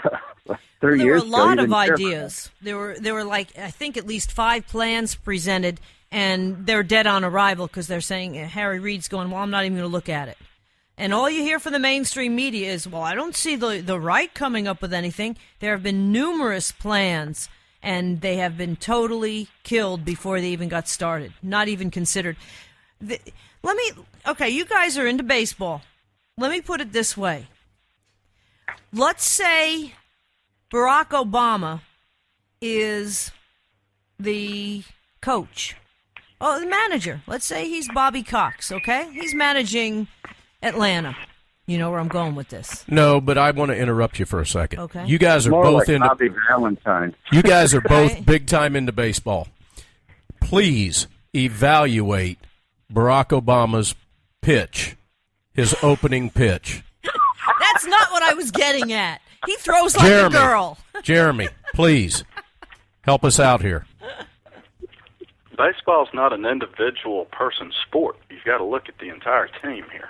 Yeah, but when you're throwing the opening pitch, you are an individual. It bounced 2 feet. There is no team that is put together to throw an opening pitch. Roseanne Barr threw one. There was no team. Maybe Jeremy didn't see it. Are you familiar with what we're referring to, Jeremy? Yes. Of course he is. It's very difficult if your catcher stands up on you when you're in the Oh, windup. come on. He throws like a girl. He throws like a girl. He rides a bike like a girl. Come on. Even Putin thinks he's a girl. No, but seriously, All okay. right, back to the serious Let's say he's your manager, okay? He's your manager. How long do you think he would last with this kind of a record? Trying to take over 1/6 of the American economy. Benghazi, Fast and Furious, raiding Gibson guitars, Solyndra. I mean, how long do you think he would last? Do you guys know, Jeremy, do you know that Obama did not meet with Kathleen Sebelius for 3 years prior to the rollout on October 1st? He never once had a one-on-one meeting with her in 3 years prior to Obamacare kicking in. Okay. Well, you call that a good CEO? He's played golf 130 times. He's a CEO Yeah, of but our we're not country. going to go to the golf thing. That thing's been The beaten to point the is, ground. Well, that's the thing. Everything's been beaten to the ground. At what point does he accept responsibility? All I ever hear is, well, I'm an outsider. He's great at it. He's a wonderful politician, I'll hand you that. He positions himself as an outsider. He's been reelected already. There's a reason why presidents have 2 terms. He's not an outsider. Never has been. In Washington. Come on, Jeremy. You weren't at a loss for words when we were talking yesterday. No, just your opinion, though. Seriously on that. Donna, I'm really not sure what you were just asking me. If you're looking for a performance review on Obama's administration, I don't think any administration's ever been perfect. Sure, there's been issues here. What do you think's a big issue with the Obama? What do you think his failures are? I said back in, Jeff made a couple points there how things could be fixed. Don's got his legal pad that we could write 4 things down, but quite frankly, before the Obamacare was passed, no one was having this discussion really, not publicly. People may act like they did or they had thought about it, but there have been several Democratic administrations who have pressed the health care issue without any substantial discussion from anyone. Man, I've been raising hell about this for over 5 years. Oh, I know you have, Doc. Okay. Well, no, All right, let me ask a very simple question. I'm going to direct this right at Jeremy because I know what Jeff's answer would be on it. Do you feel that there's a need to have 13,000 pages between the actual law as well as all the post-law regulations? Do you think that's necessary, or is that a perfect sign of bloated, obtrusive government? I think that's probably a little excessive. I think I have better word economy than that probably myself. Again, I think we could all go up to our dining room table and probably put this thing together in less than about 50 pages of a legal pad. Do you think that anybody in Congress, House and Senate, read this bill in its entirety before they passed it? Me personally, no. There's no way. Do you find that to be irresponsible? I think that's probably the case with most bills and significant pieces of legislation that are passed. Do you feel that these people are hired employees, nothing more. They are hired employees of the people of the United States. Our representatives in Congress? Correct. I think we do send them there to do a job for the common good of the country. Do you feel we've hired them to do their job? Well, the IRS has some strict guidelines on what an employee is. I'm not sure if they meet that test or not. Do you feel that they have lived up collectively, both sides of the aisle, to what you and I probably would agree on would be a good employee? No. Do you think they should all be fired? No. Do you think the majority of them should be terminated? Yes. Okay. How do you feel about a forced resignation, something that took place in the Nixon administration? A forced resignation? Correct. I think we have those, and they're called election cycles. Well, then why didn't we wait for Nixon to finish his term? Why didn't we wait for Nixon to finish? I'm sorry? Why did we not wait for Nixon to finish? Nixon was a forced resignation. I wasn't there, Don. I can't tell you. I think in that case you had both sides of the aisle were all in agreement. Mm-hmm. I think that, my understanding of the history of it was George Wallace called him and said, it's done. And once the conservative Southern Democrats were gone, then it was time for Nixon to go. And frankly, if Nixon was Barack Obama, he would have never resigned, in my opinion. Yeah, Obama doesn't give it all. That's if anything, he doubles down. Well, I think that if Barack Obama had Nixon's Congress, he'd have been gone a long time ago. Well, and it's hard to compare different eras also. There's, But you're talking about a break-in. Actually, Mitch McConnell's office was broken into last election very similarly to Watergate, and it got kind of pushed under the rug. Nobody talked about it. But that's neither here nor there. Jeremy, my friend, do you feel that Barack Obama personally has been dishonest to the American people about Obamacare? I do not know Barack Obama personally, but no. I don't think anything has been done out of the scope of what is now modern politics and governing. Do you then? Is it safe for me to? Is it safe for me to say then that the scope of modern politics is bald-faced lying to the American people? No, I can't go that far with you, Don. He's not lying. As Donna says, politics is about convincing people of your position. People hear what they often want to hear. All right, what about George Bush? I haven't gotten past one issue on Obamacare, as you guys call it, that for some reason everyone is incensed that magically more coverage is going to cost more. Well, Don, I know you were beating the drum, but it seems like the majority of Americans now are astonished that for us to provide something more is actually going to cost more. Well, the money has to come from somewhere, wouldn't you agree? Are you familiar with what more is needed in these policies? How old are you, Jeremy? I'm in my early 40s, Donna. Okay. Are you able to have a child yourself? Can you get pregnant? Alone, no. Okay. You are supposed to have maternity care under Obamacare. Did you know that? Men have to have maternity care. Menopausal women have to have maternity care. What the corporate world is putting in our water, and if I should turn up pregnant, I would certainly hope my insurance would cover that care. Well, let's hope it's not. Well, thank God it's in there, man, because if that bizarre scenario ever happened, you got it made. You do. Let me go back to something. You don't think that Obama lied to the American people about the conditions that would be set forth with Obamacare? No. Jeff, do you? Oh, absolutely. That's right.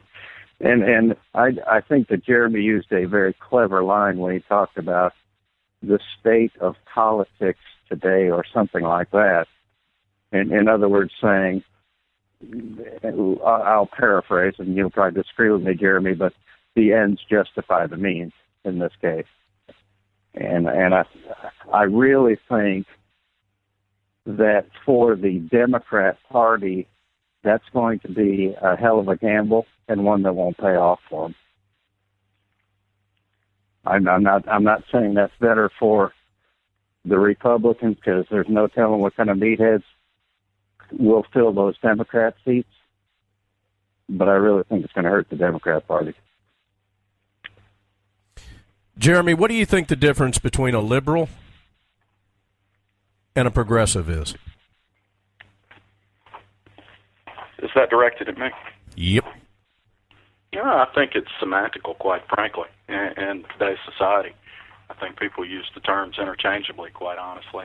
Personally, I would like to think a liberal's more of an activist on specific issues, maybe. A progressive has a general, more broad sense of a direction where they would like to go, in general, where I just believe the liberal phrase in my mind connotates you're activist for specific issues. We used to talk about the liberal tree huggers, for example.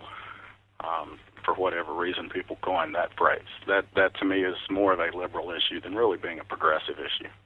What's the difference between a progressive and a socialist?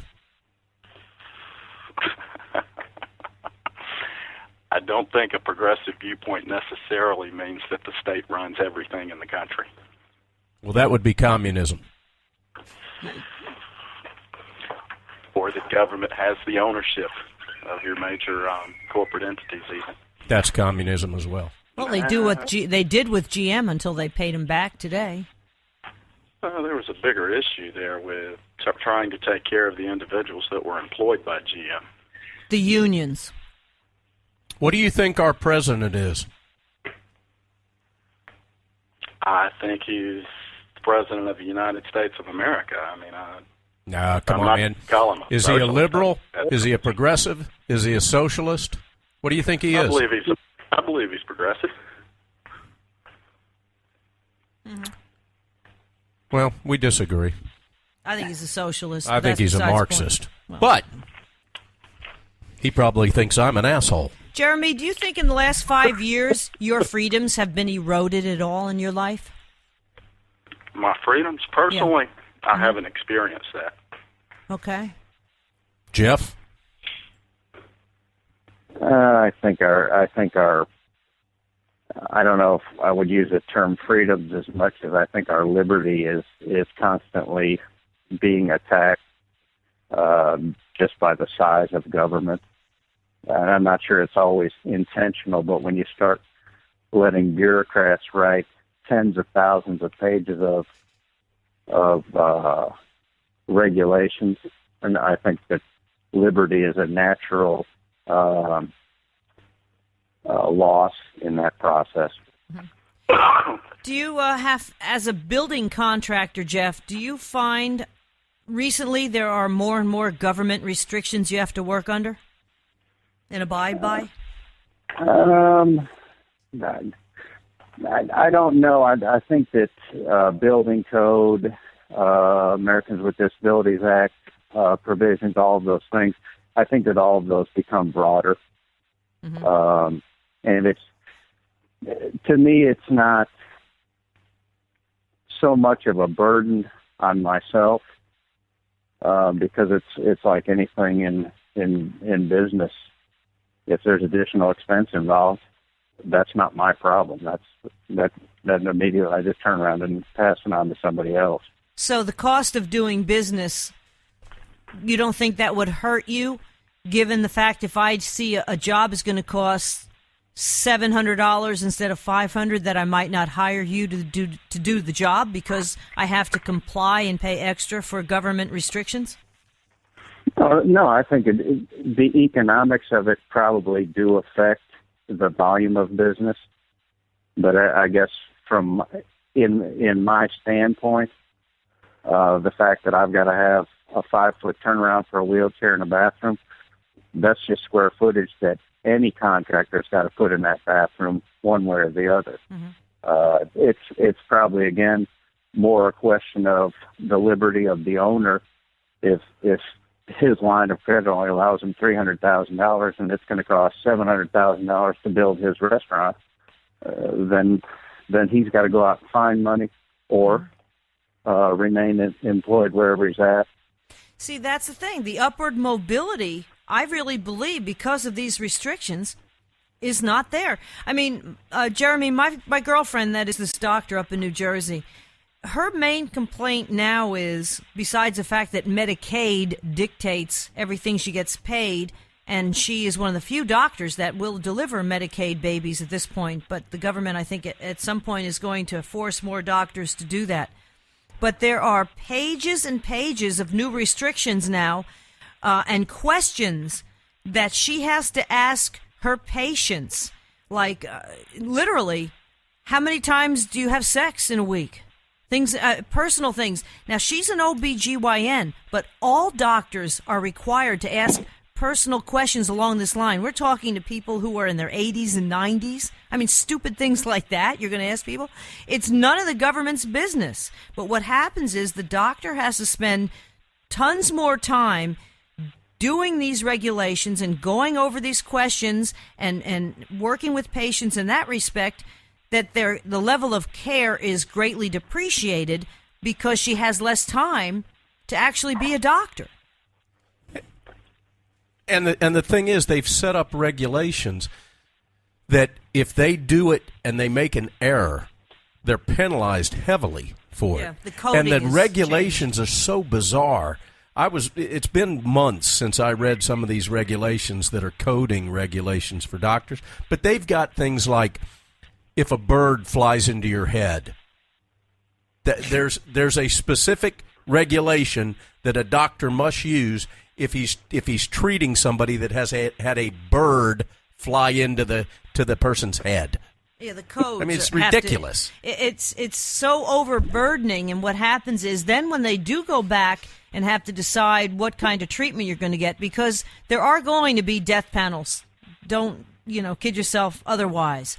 There's going to be a panel, and that panel has already been appointed by the president, only by the president. Nobody else has any input as to who's on this panel.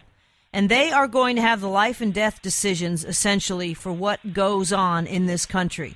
It's called IPAB, I forget what it stands for, IPAB. But that is the actual panel that's going to decide whether or not, if you're on government-assisted health care, you're going to get health care or not. And that's really scary stuff. I'm just curious, and I want to throw this out to you guys. You guys are obviously much more knowledgeable in the medical field. Do you not think within the free market system and the insurance companies, let's put government health care aside or government insurance regulation aside for a moment, do you not think the bottom line for insurance companies dictates the collection of some of the or maybe not the same data, but a comparable amount of data when they're looking at what their possible outlays will be and the ultimate expense they will have an insurer and what their expenses are going to be on paying out of policies? And likewise, do not the private insurance companies or the corporate insurance companies have similar decision-making trees as to what they will and won't cover based on the circumstances? Absolutely. Yeah. And I have never, ever stated that I feel that the health insurance in our country, the system, the health insurance system in the United States prior to the implementation of Obamacare was ideal. It definitely needed to be restored. It needed to be repaired, but it didn't need to be transformed into this nightmare. And for a lot of people, man, this is a nightmare. But it's affecting the care. It should not affect the care between you and your doctor. The Hippocratic Oath or whatever it is where the doctor... Hippocratic, whatever. Hippocratic is... And sometimes it is You know hypocritic. what I meant. It's hypocritic now. But seriously, that is being violated by Obamacare because everybody is going to know your business. And by the way, the insurance companies, especially Kaiser Permanente, is a major writer of Obamacare. They want single a payer. lot of the people, a lot of the writers and drafters and architects of this, of the Affordable Care Act, I'll use your term, were the insurance companies and the trial lawyers. Yep. That's the problem. This is not about health care. It's about controlling 1/6 of the American economy. Which you've heard a million times, I'm sure. Yeah. Let me ask you this, Big J, Remy. I just realized as I was saying that we've got two guys with the letter J. Do you consider Obamacare, as the Supreme Court mandated, that it is a tax? Do you agree with There me? is a tax component to the law. Is that what you're getting at? If you don't participate, you will be paying a fine or a tax? Correct. Sure. All right. Did Barack Obama say that he would not raise taxes? I believe that was one of his promises. I believe it was, you will not pay one more dime for coverage, and if you're a family, it's going to go down $2,500. Both of which is a lie. Back to my question. You agree it's a tax? Sure.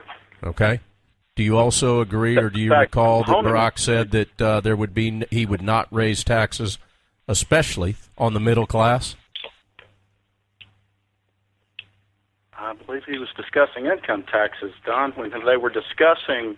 That's all wrapped within the argument of who pays their fair share and income taxation, was it not? I'm not so sure about that. Well, I think you're trying to make a broad statement, pulling something from a different political discussion, quite frankly. I think you're trying to cover for Barack. We won't raise your income taxes for those families making $250 or the $200, whichever the number, and I wound up being there. But all right, I'll let you slide on that. We disagree on that. Hey, by the way, before we move any further, I want to let the listeners know who our guests are. Jeff Colwell, a conservative.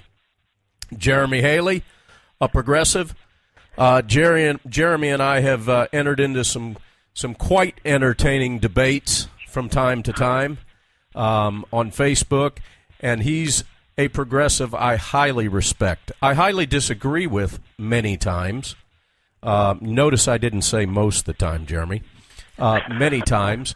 And but I got to tell you, unlike a lot of the people that are from the far left or progressives or socialists or whatever we want to label them, what they may or may not be, that attack Donna with absolute vile comments.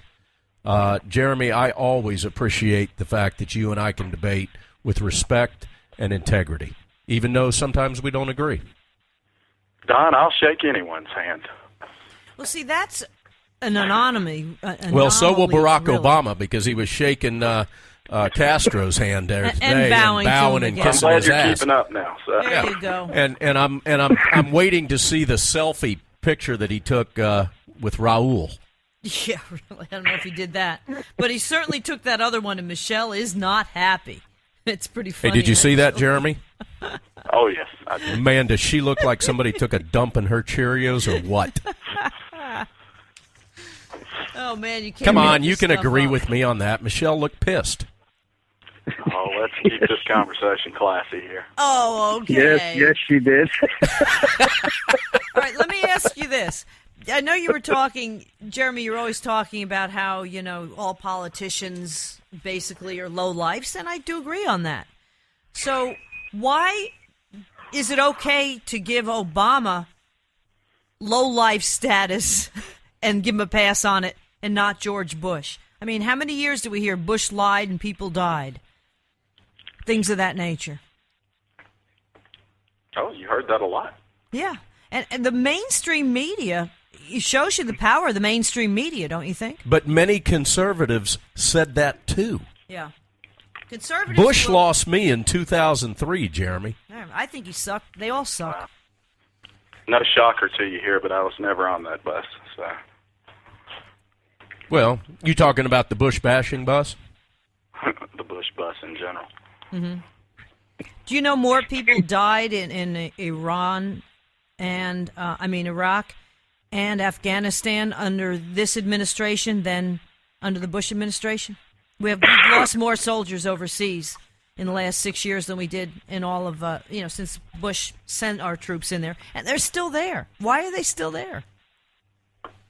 This is such a horrible war. Why are they Because still there? regardless of what side of the aisle anybody's on in Congress, they feel like nation building is the answer. It's really sad. I want to ask. Go ahead. I'm sorry. There's big money in the military-industrial complex. I mean, there's no two ways about it. Raytheon is not picking a Republican or a Democrat. They don't care who the president is. They're in there with whoever. Yep. I mean, it's big money, and to Jeremy's point earlier, there's some innovation that comes out of that stuff. But that's damned expensive innovation we're buying.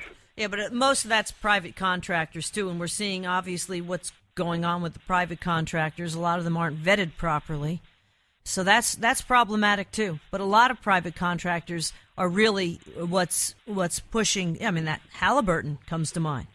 How badly that place was vilified. Halliburton basically had a bunch of workers. They had 30 or 40 workers that lost their lives in Iran Iraq. Why do I keep saying that?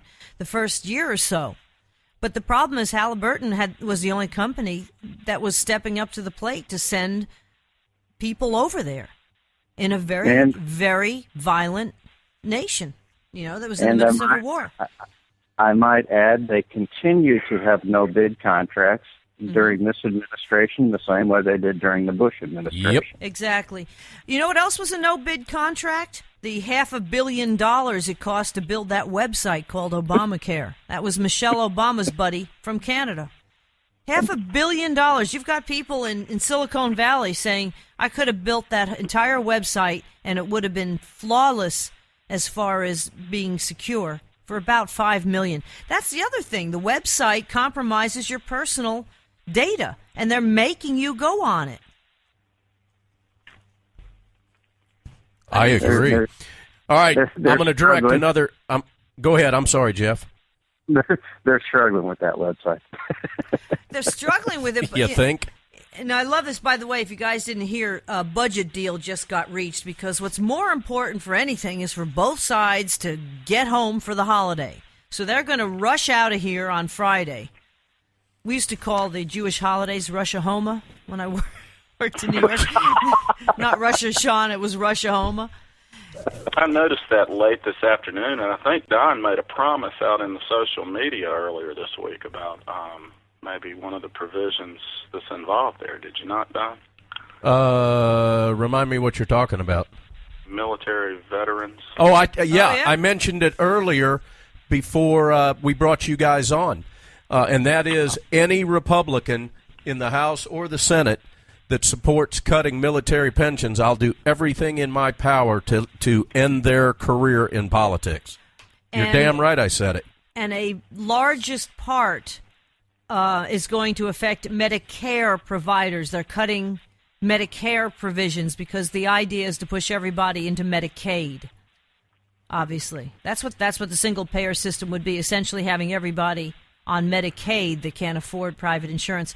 But a huge part of this is going to impact pensions for those in the military.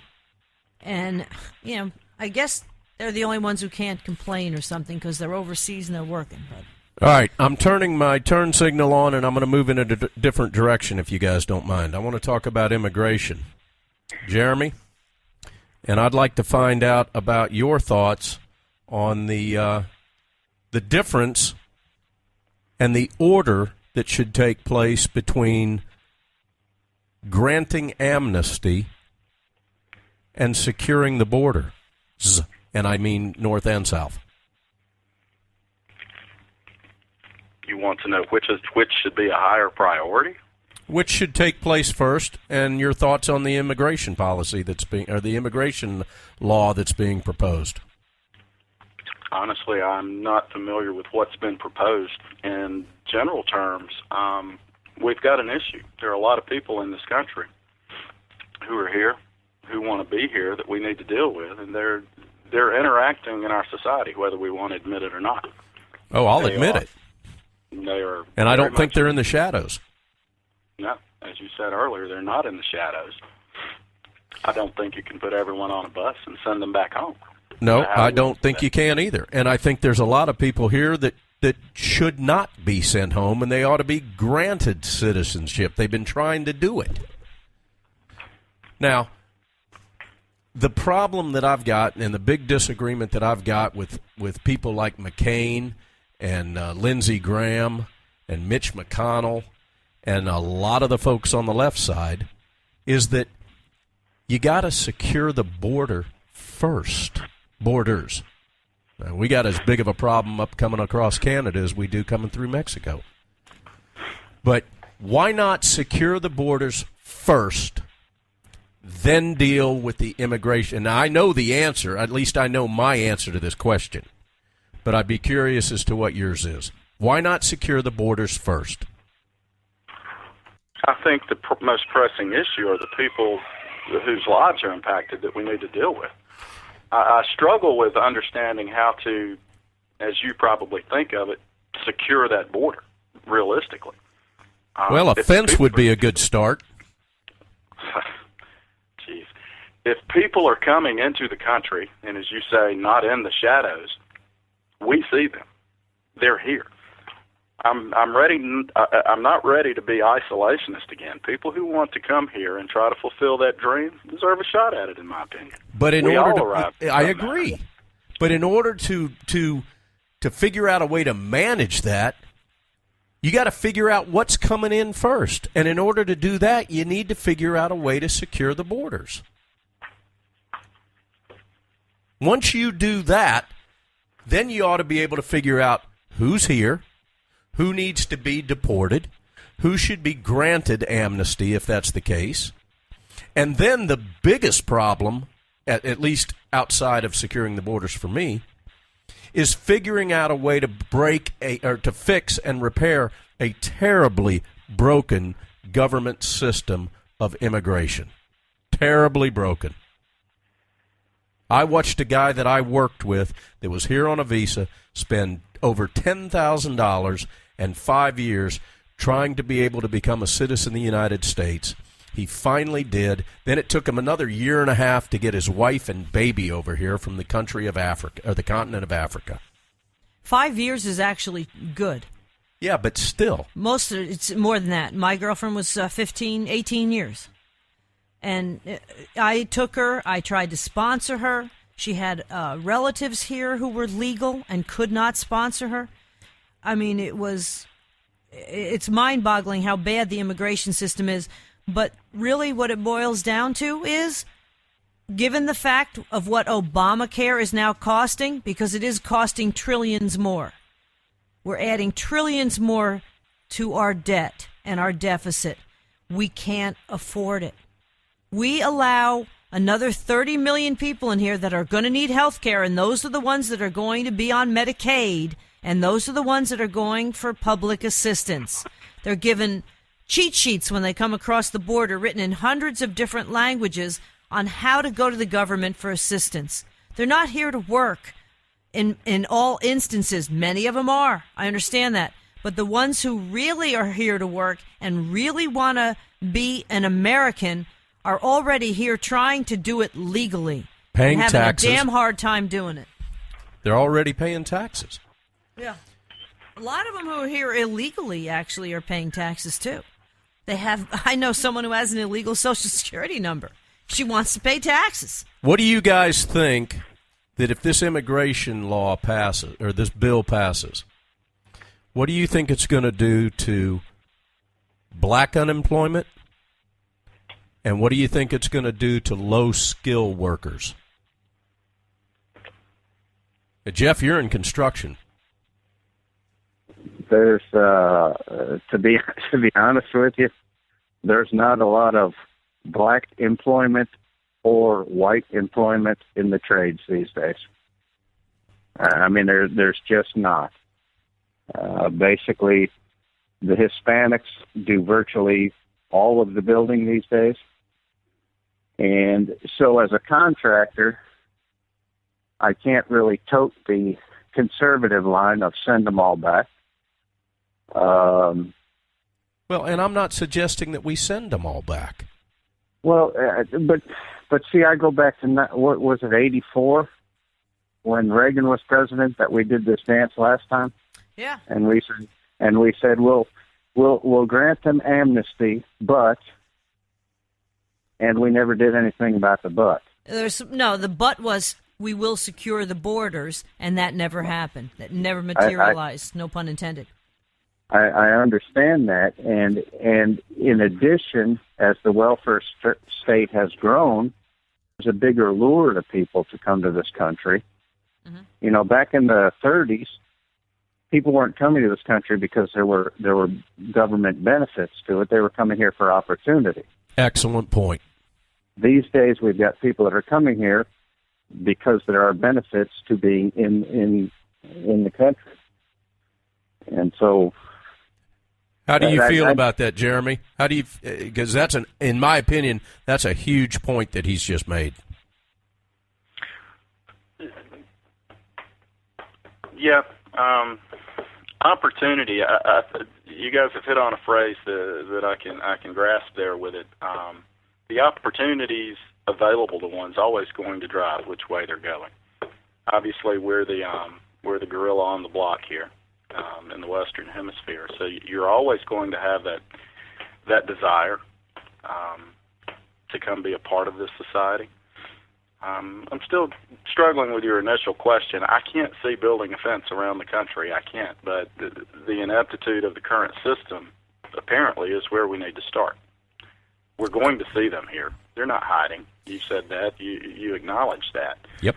I mean, if they're identified, it's a matter of how we're dealing with them. I'm just not ready to put a padlock on the gate and say, you've got to go through a government process just to walk in here now, though. Here's what scares me, too, Jeremy, is the fact that Muslim terrorists are blending in and coming across the border. There's no bones about that. And when you've got a free and open border here, that really scares me. I think it compromises our security. That element's always going to be there. They're going to find ways. Defense, I don't think, is going to stop them. What do you think will? I don't have an answer. Okay. Fair enough. There's really no easy answer for any of this, but the bottom line to me is we can't afford it. We can't afford to legalize 30 million more people at the same time we're doing this whole Obamacare thing. I mean, the Cloward and Piven strategy, of which Barack Obama adheres to, and it really is his religion, is to spend and spend and spend until you collapse the country or the system from within and rebuild it the way you feel it needs to be rebuilt. And he's doing a damn good job of that. Well, and to elaborate on that, Jeremy, I know you're familiar with Cloward and Piven, or I'm assuming you are. Okay. All right. If you're not, and for anybody that's listening that's not, it was a concept that was written back in the 60s by a man and his wife, Cloward, and I can't remember what his first name is. Francis Fox Piven. Yeah, Francis Piven, who were academia, and, basically they were all into social engineering. Now, their concept was to eliminate poverty. And in doing so, they felt like what they needed to do was rebuild society, especially the economics of society.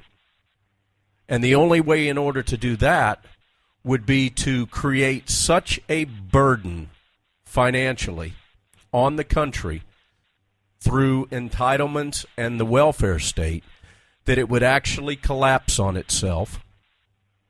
And at that point, the government would have to step in to rebuild. And when it would rebuild, it would meld together the poverty class and the middle class, creating this serf class. Yeah, two-tiered system, really. It would go from basically a three-tier economic system in the United States to a two-tier, in which you had the ruling elite and then the masses.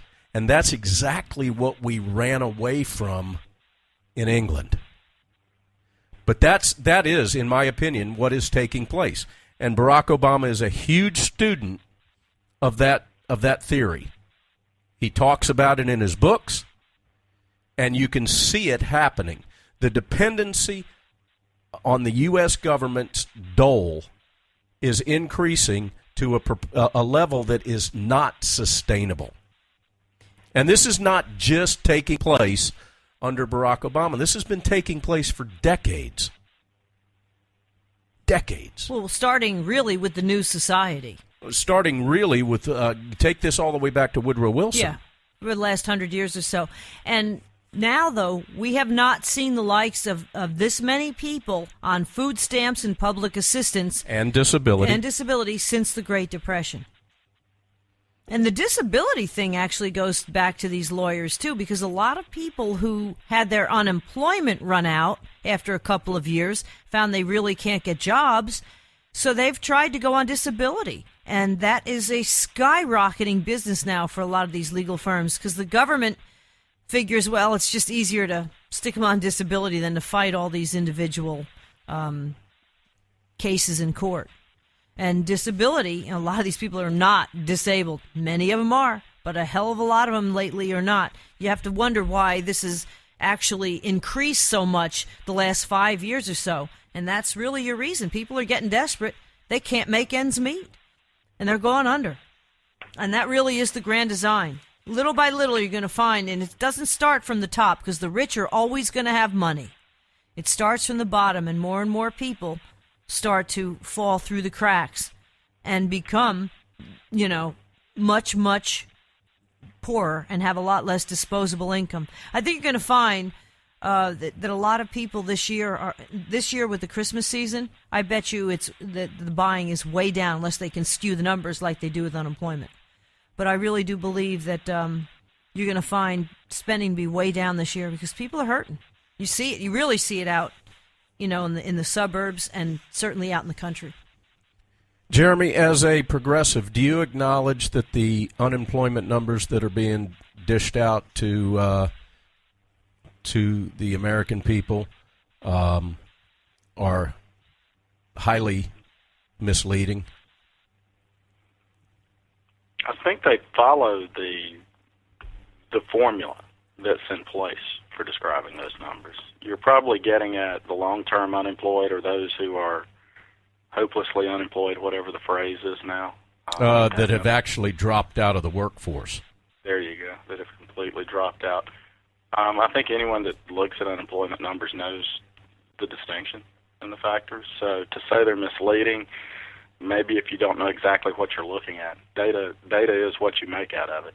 So when this recent unemployment statistic came out, you were not applauding the efforts of Congress and this administration as a progressive. Is that safe to assume? And I was not applauding. No, I didn't applaud. I think the numbers were more positive than the numbers we've seen based on the same formulas in recent times. Do either one of you guys know when they started using this formula, in which people that were actually dropping out of the workforce just were no longer counted? I don't know the answer to that question. I believe it was when Barack Obama took office. I don't know the office. Anybody figure that out? Put it on Facebook for me. No, I'm almost positive because I heard up through Bush, for however long they've been keeping these stats, the true unemployment rate was figured a certain way. It's called the U6 unemployment rate. If that were counted today, the unemployment rate would be almost 14%. And that is a fact. It's called the U6 unemployment rate, but they've stopped counting people who no longer are looking and just basically given up. And you really don't need to have a stat for that. All you need to do is look around. People are really hurting. And a lot of houses, a lot of people who were, paying off their houses, paying off their debt, don't have the means to do that anymore. A lot of folks are getting upside down in their homes, so they have less equity and less chance to really move ahead. The American dream, to me, is really being attacked by both the left and the right, basically the idiots in Washington, D.C., that I guess aren't really idiots because they have the power and they're taking it away from the people. Where's John Lennon when you need him? Power to the people. And I think that, and this is going to sound like a cheap shot against our president, but I think when you've got a president, Ronald Reagan was great at saying something good to people. Our president now doesn't spend any time saying anything good to people. I mean, he spends time pointing fingers and assessing blame and a whole bunch of things, but he never talks about the shiny city on the hill. He never talks about it. And it sounds stupid, but I do think that affects the way people look at things. Mm-hmm. And, we're probably past time. And frankly, the Republicans on the Hill, not that they're in that role, but they don't say anything good either. They're pointing fingers, they're assessing blame, while the economy tends to sit here. I mean, people point to the stock market and say things are great, but by and large, the economy is sitting somewhat stagnant. It's not expanding like it needs to be. Well, yeah, I'm sorry. I just think I think at some point someone's got to say something good about our country, something good about the future, something good about, and you don't hear it from business leaders because business leaders, by and large, are not comfortable with the climate now. They don't know what direction we're going. So. Yeah, the uncertainty is a problem. You know what I look at it like, you guys? I look at it almost like being in the workplace. You've got the boss, who is the president, and you've got a whole bunch of minions, which are, the other lawmakers, but the majority of the minions are businesses. And businesses are basically doing what they think he wants to keep him happy, doing what they feel is going to make the administration be happier. Well, I can tell you what this businessman's doing. He's just riding this thing out. Well, I'm riding this thing out, and I'm working 10 times harder for the same amount of money. Yeah, but eventually, now, I don't know what you're doing, Jeff and Jeremy. I don't know what you're doing, but that's my situation. I am very carefully waiting for this to end, hopefully, and get back into a prosperous situation that is not, in my opinion, false prosperity. And that's, I really feel that, take the stock market.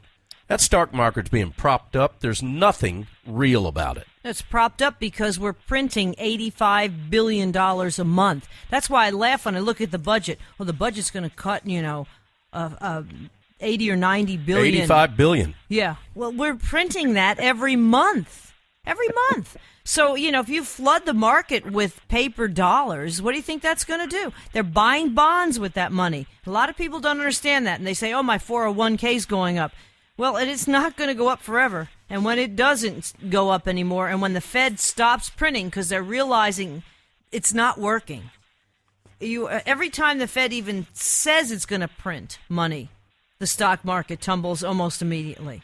So with this new woman Yellen in there, I'm not sure what's going on, but a lot of people say she's still a big proponent of continuing to print. And there's absolutely no restriction on the Fed at all. They can do whatever they want. And as long as they keep doing what I guess the bidding of this administration is, and that is printing $85 billion a month, we've got a huge push in the stock market that is really a house of cards. You guys agree or disagree? Well, I'm coming back to your comment about longing for the return to prosperity again. I think we all are.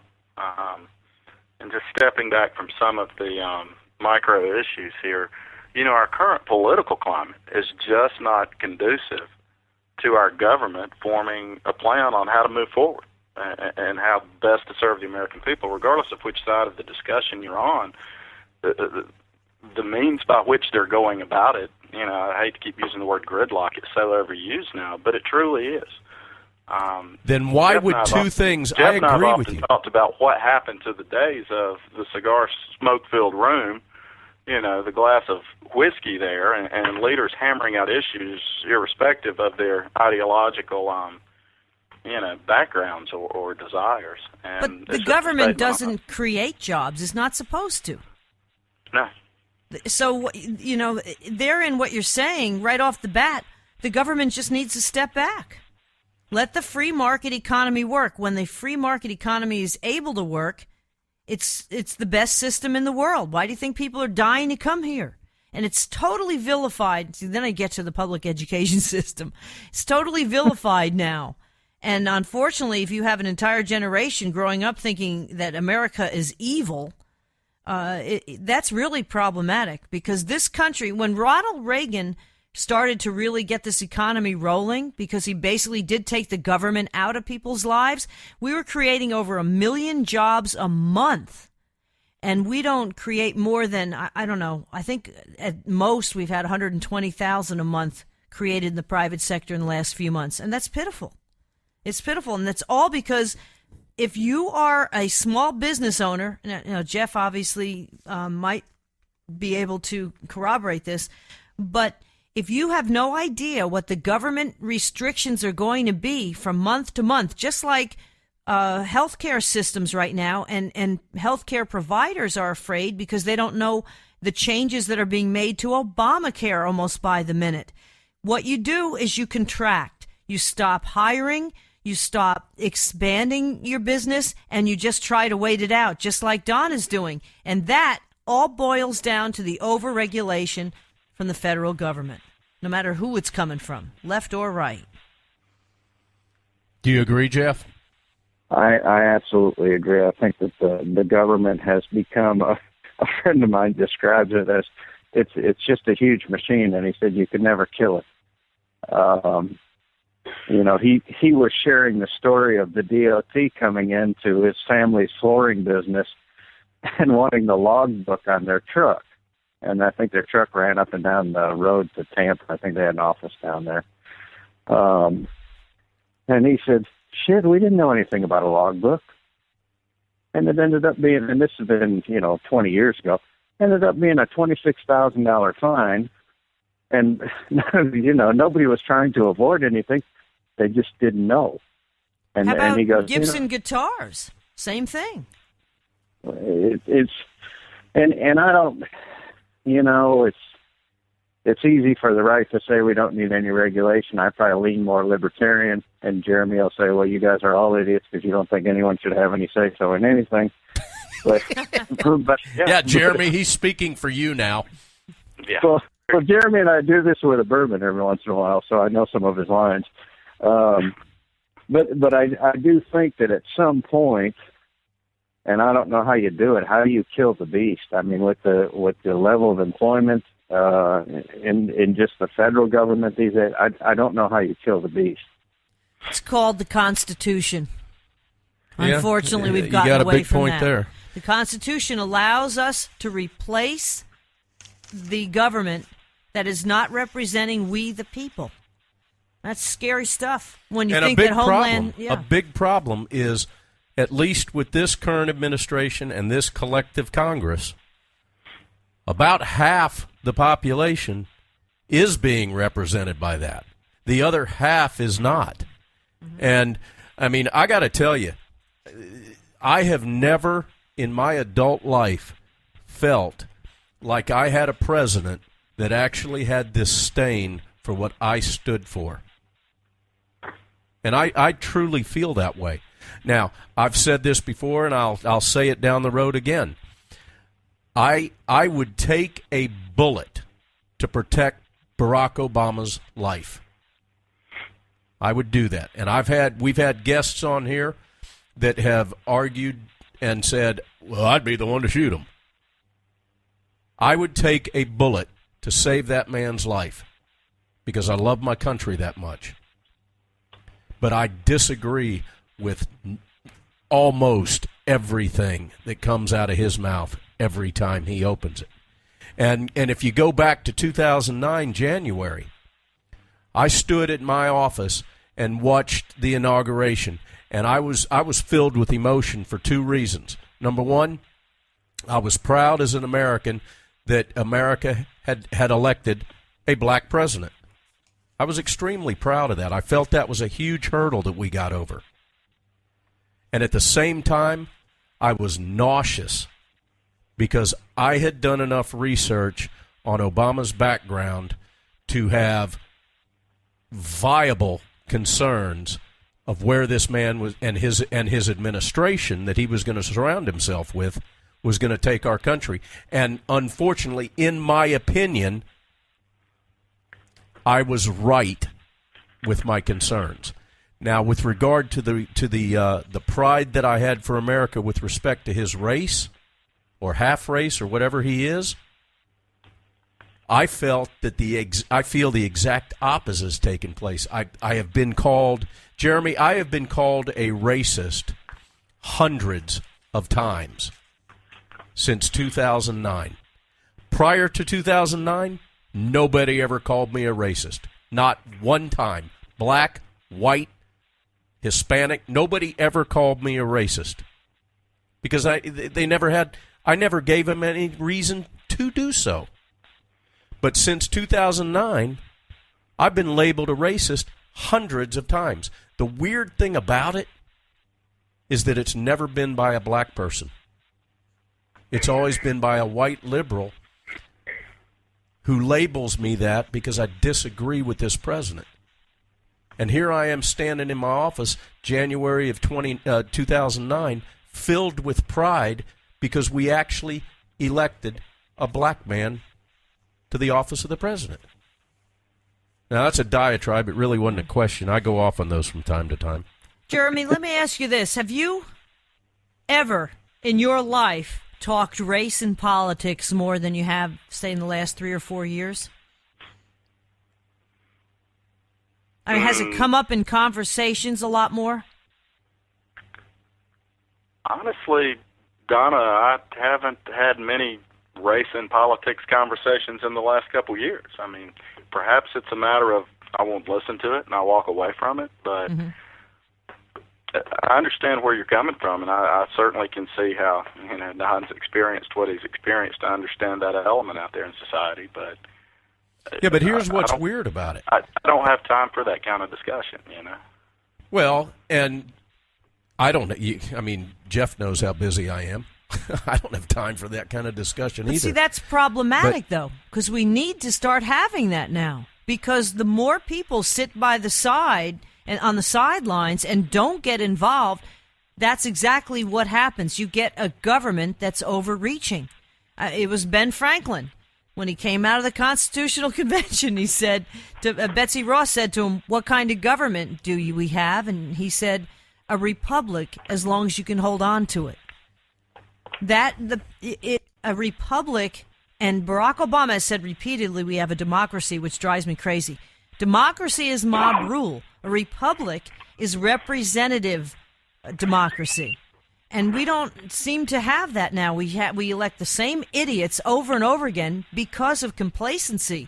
And it's really getting to the point where I think it's taken something like Obamacare to smack everyone upside the head and wake them up and realize these guys in Washington are not looking out for our health care or our health. They're looking to come in and take our money. That's what it is. Watch your wallet, Mr. and Mrs. America. Jeremy, I'm going to hit you for a statistic and see if you know it, because I'm not completely sure about it. How many millions of people are we supposedly transforming our health insurance system with Obamacare to assist? Do you have any idea? I believe the number that's been put out there is in the neighborhood of 30 million. Okay. 30 million people. So we are subjecting the American citizens. Let's assume that you're absolutely 100% correct on that. We're subjecting the American citizens to what all of us are going through to cover less than 10% of the population of the United States. Now, you're saying that we're doing this to assist and help and care for 30 million people. But we're affecting hundreds 100 million people to do that. Now, if you live in a world of collectivism and that, then you're going to be totally all behind that. But why not just do something to address just those 30 million people instead of affect 100 million plus? And my answer to that is because this is not about helping those 30 million people. It's about controlling 330 million people. Your thoughts? I disagree. All right. Why? Back it up. Tell me why. Why? Oh, well, affecting. Okay, that's the word you use, affecting, of course. A society is made up of individuals, is it not? You use the word collective. The society, by definition, is the collective of all the individuals within it, is it not? Yeah, but I don't owe you anything. I don't owe you anything, and you don't owe me anything. Collective is more of a Marxist I would say you have term. a duty to the society you want to participate in. If now, you live in the a level of Marxist that or a duty- socialist country, you do. We have a duty. We work, we pay taxes, we pay for our own health care, which is going to double. How come the people that don't pay anything, who have never been denied health care, are still not going to have health care unless it's subsidized by the government, which is exactly where it was in the first place? So that's your 30 million. You want to bring in another 30 million through immigration, so now you're up to 60 million. And because of Obamacare, a lot of employee-based health care and family coverage is getting lost, to the tune of even 5 million already have lost health care in California alone. So multiply that by 50 states. So you're going to beget the majority of people who have health care for the sake of 30 million, and essentially what you're doing is bringing down everybody to the lowest common denominator, which is socialism. Well, That's what and again, socialism does. I'm not saying that we don't figure out a way to help these 30 million people that you're claiming need assistance. I'm not saying that we need to push them out of the way and pretend like they don't exist. But why penalize so many others? Again, we go up to our dining room table with the legal pad. You can't tell me, guys, that the four of us alone could sit down and come up with a better solution. And it wouldn't be 13,000 pages of regulations that that some of which are a felony to break, even if you have no idea that you've broken it. And that nobody that we hired to vote on this read it. There's been stuff injected in this after this thing was passed as a law that nobody has a clue. Well, in itself, that's illegal. But it had to be passed. It must be passed. Yeah. And the thing is, in all of our lives, who of us would go sign? You deal with it every day, Jeremy, in real estate. Who the hell is going to sign, and who would advise anybody to sign a mortgage document without reading it, without taking the time to read it? Who signs on the dotted line? The contracts I use with entertainers, they are idiotic not to read it. Now, do they? Sometimes they don't. That makes them idiotic or lazy, one of the two. Why did we hire people and entrust them to take care of business and they not do it? These people have signed blank checks. They've passed and enforced regulations and laws on us that they don't. I guarantee you Barack Obama has not read his health care bill. He doesn't have to. Or law. He doesn't care. He just wants the and he control. sure as hell hasn't read the regulations. He's up here cheerleading to college students and high school students about how great this is, asking them to talk about it and promote it for him. And I guarantee you he hasn't read it. Well, why does he have to travel all over the country to try to promote it if it's so great to begin with? If it's so good, it would be like an iPad or the new cell phones that come out. People would be lining up around the block at the Verizon and the Apple stores to buy this stuff. They're not doing this with Obamacare because it's terrible. And it's not doing what it says it's supposed to do by any stretch of the imagination. And you've got Zeke Emanuel, who is Rahm Emanuel's brother, who helped write this thing, now saying, well, yeah, we said you can keep your doctor if you want to keep him, if you want to pay for it. That's what he added. He actually said that. Did you know that, Jeremy? He actually said that yesterday, or Sunday, in the Sunday programs. You can keep it, but you have to pay for it. I don't remember hearing that 30 or so times. The president's been caught on tape saying if you like your doctor, you can keep him. If you like your plan, you can keep it. Now we're going to shut up and let you talk. Look. Most of society can tell you who the contestants on American Idol is, but they can't tell you who their senators are. Yep. So part of our problem in selecting, electing, hiring, whatever we want to call it, is we don't know what they stand for. Is it a Republican? I'm a Republican. I'll vote for the guy. Is he a Democrat? I'm a Democrat. I'll vote for the guy. Or he's my guy. You know, I don't like your guy, but my guy's a good one. People don't pay any attention to the way people even vote on things. So for us to have this discussion, it's great between the four of us. But the public at large, they don't pay any attention to these things. You know when people got pissed about this? When their insurance got canceled or it went up this year. Yeah, it's a wake-up call. My distinguished colleague from Northeast Georgia says, but you're getting more care.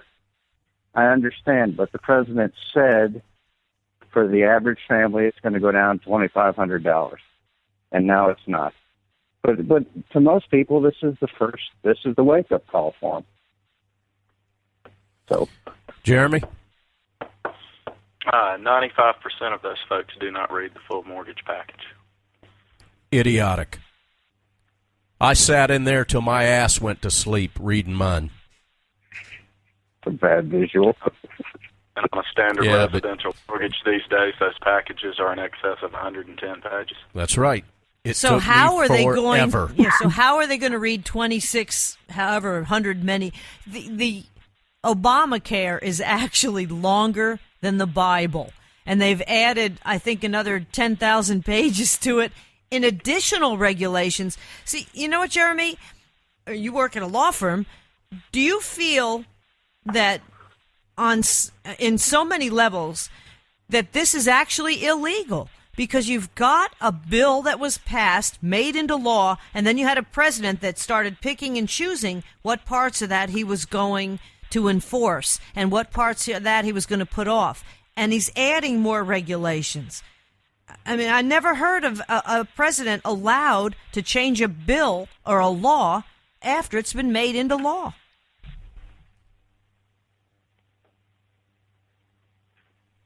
Well, I don't follow your question there. Yeah, no. I mean, is it illegal? I haven't seen anything I consider to be illegal. I'm not sure. Well, it is illegal. I'll answer the question. Ask some of the lawyers in your law firm about that. Is it legal to change a law after it's been passed? I guarantee you it's illegal. You got to word that differently. Okay, how do I word it? Was it illegal for Barack Obama to change the health care law as he did? Now, you're probably going to get lawyers that are going to go, yeah, hell yeah, he should be impeached for that. And you're going to get lawyers that are going to say, no, he's got that, you know, even if it's a loophole with his executive order, he can do that. But he's added tens of thousands of pages to it as well. See, to me, this president knows the mainstream media is on his side, and I've seen it happen firsthand. So he knows he can do whatever the hell he wants and get away with it. If George Bush did one, and I did not like Bush either, trust me. If George Bush did one iota of what this president has done, they'd be all over his butt, big time. And that's a fact. He's able to get away with stuff with the various czars, with the various regulations that he's pushing through without Congress, the various appointments he's made, recessed appointments, saying Congress was in recess when it wasn't and not consulting Congress, that actually went to court and he was found to be doing illegal acts, and he still has yet to get rid of these people. They're still on the public payroll. Forget what department that was in. But, I mean, it's wrong on so many levels. But it's classic Cloward and Piven. It's classic Saul Alinsky to create chaos, to do so much stuff so fast that the public doesn't have a chance to absorb it. I think if there's one thing, though, that is obviously going to wake people up is the fact that when they do get that notice in the mail, they are getting that wake-up call. And it's really taking something like Obamacare to do it, because otherwise laws essentially don't affect everybody immediately like this. And I don't know, Jeremy. I think this is the wake-up call. Have you seen that anywhere with anybody that you've worked with or anybody you talked to? It being a wake-up call, I think the national debate is out there more. There's certainly more discussion over the issue. Everyone waited a long time, it seems. Why wait till implementation when something's been on the books for so long?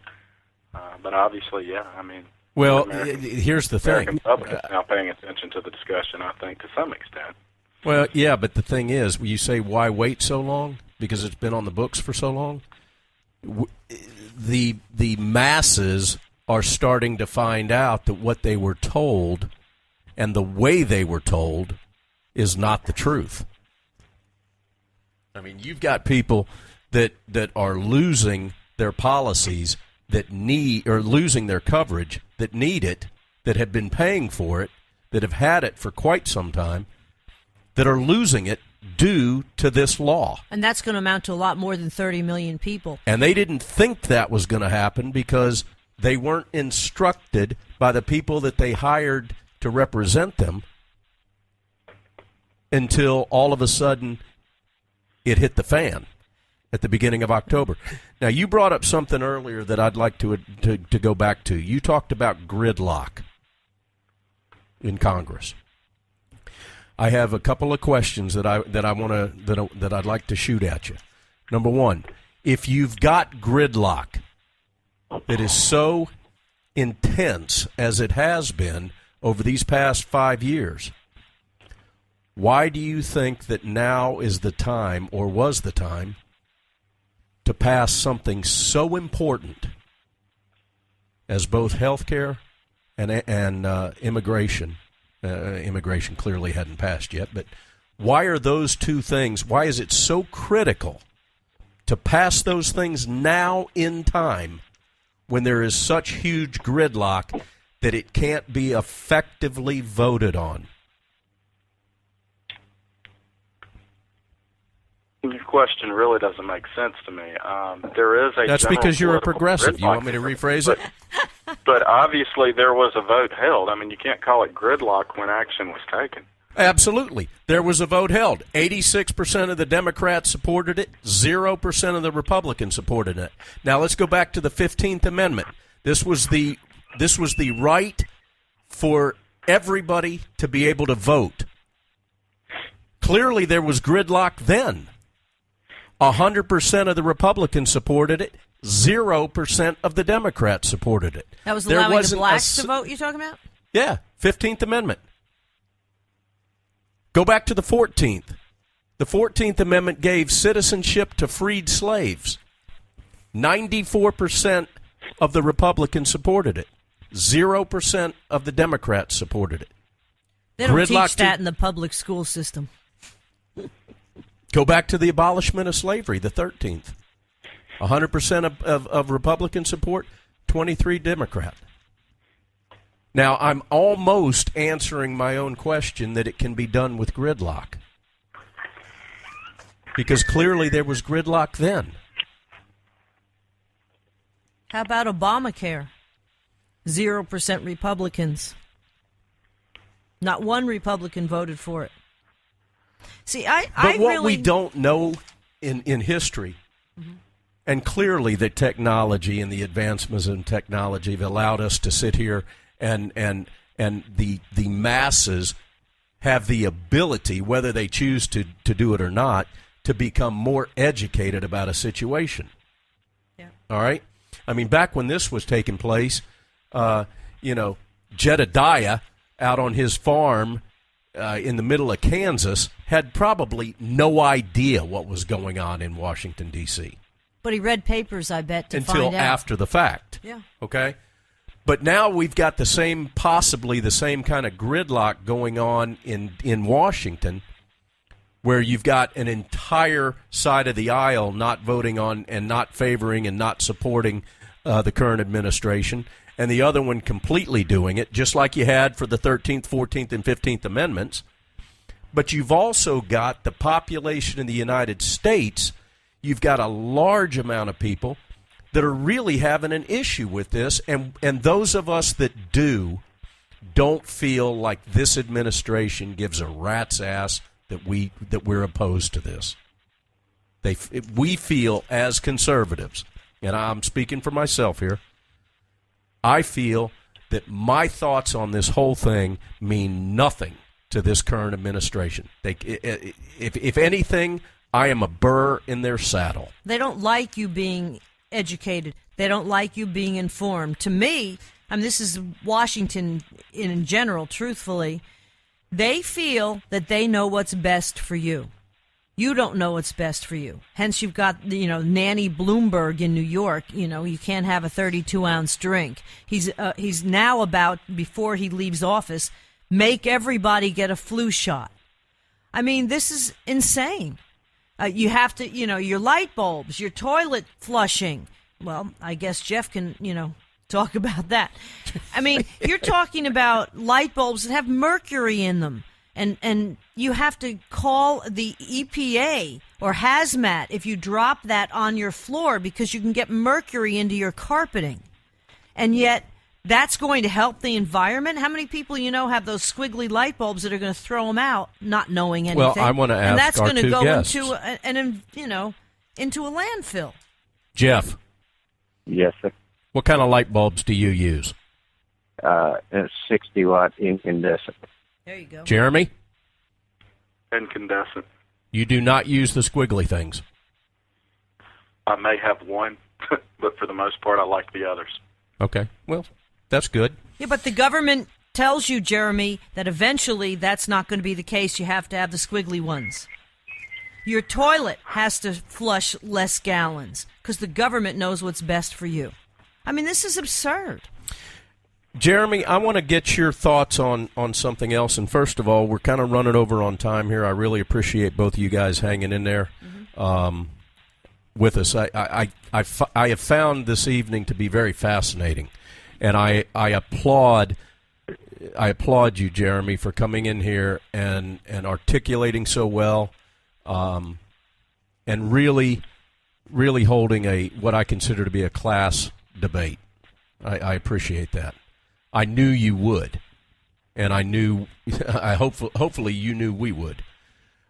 One of my last questions that I would like to address, to have you address, are your thoughts on the Tea Party, the people of the Tea Party, people like myself, who have strong views about the love of our Constitution, the size of our government, the individualism, the fact that I want to, if I want to give my money to someone else, I want to do it on my own.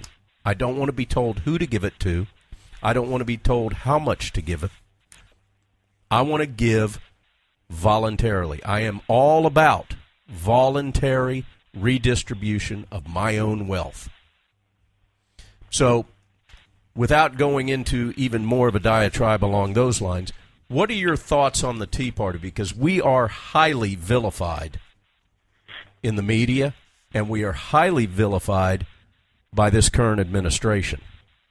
Big time. My thoughts, in general, you've got the right to your belief. I would never tread on that for you, obviously. I think you beg a greater philosophical question into what people feel their role or their duty to a greater society is. And that's where we get into the distinction of individualism versus socialism. You know, what are your rights? What are our duties to one another? Honestly, everyone should answer that question for themselves. I think it then begins to beg questions of your personal morality. Not that you're immoral or not based on your beliefs, but rather where are your priorities and what's your role and what you feel a joining together of people in a society can do best for one another. That's always going to be a debate. That's never going to... we're always going to have a different opinion on how we can help best one another and through what vehicle we can do that with. From an individual standpoint, I agree with you. But why is the role of government necessary in individuals helping others? Why is that necessary? Clearly, we probably agree that the agenda of the government has absolutely nothing to do with what's truly in the best interest of you, Jeff Colwell, DONNA FIDUCIA, Don NEUEN, and all these other people that we know. The agenda of the government is not. Our politicians, our best interest is clearly not their agenda. Do you agree with that? The current, you're blending who our politicians are with the role of government here. I do personally have a belief that we can be stronger when we combine collective strengths together in helping in certain areas. Voluntarily. Just the word collective has communist basis. You understand that? It Marxism? does. It does. But I agree with you. If the four of us got together, we're not all living out in the middle of the woods anymore. We interact with each other. Well, I still am. Yeah, but you go in the city every day. You're connected by Wi-Fi, man. You go in the city every day. See, that's the thing. We're all connected, and to me, it starts at home. The charity begins at home. Yeah, but I wanted to finish that comment. Okay, that goes back to who we, as the people, put in charge of that. If we're going to come together and combine our strengths together that betters our society, who you put in charge of that is very important.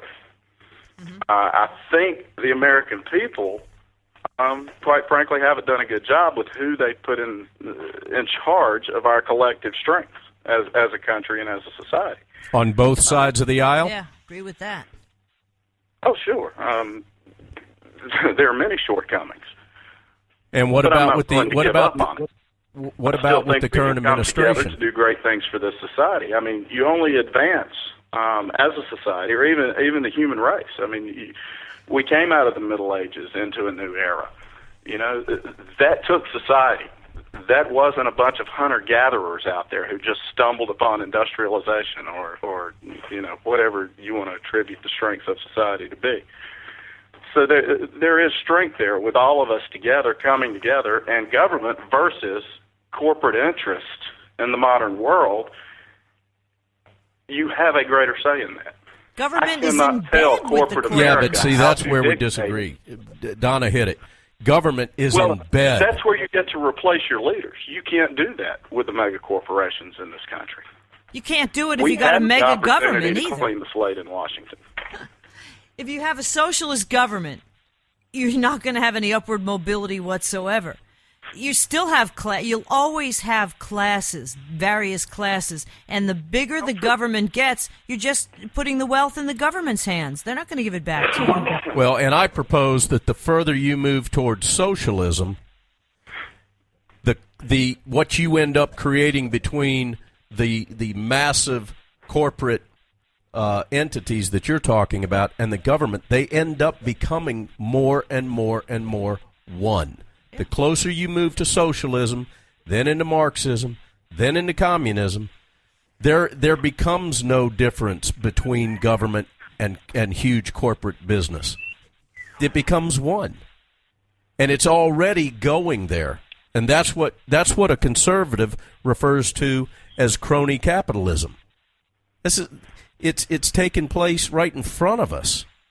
Look how the coal industry has been shut down with the stroke of a pen. I'm sure you didn't hear about this, Jeremy, because it really didn't get a whole lot of press. But he has outwardly said that he wants to destroy the coal industry. Essentially, he wants to make it obsolete. And by putting in huge restrictions on new coal-fired plants being built, they're not going to be built.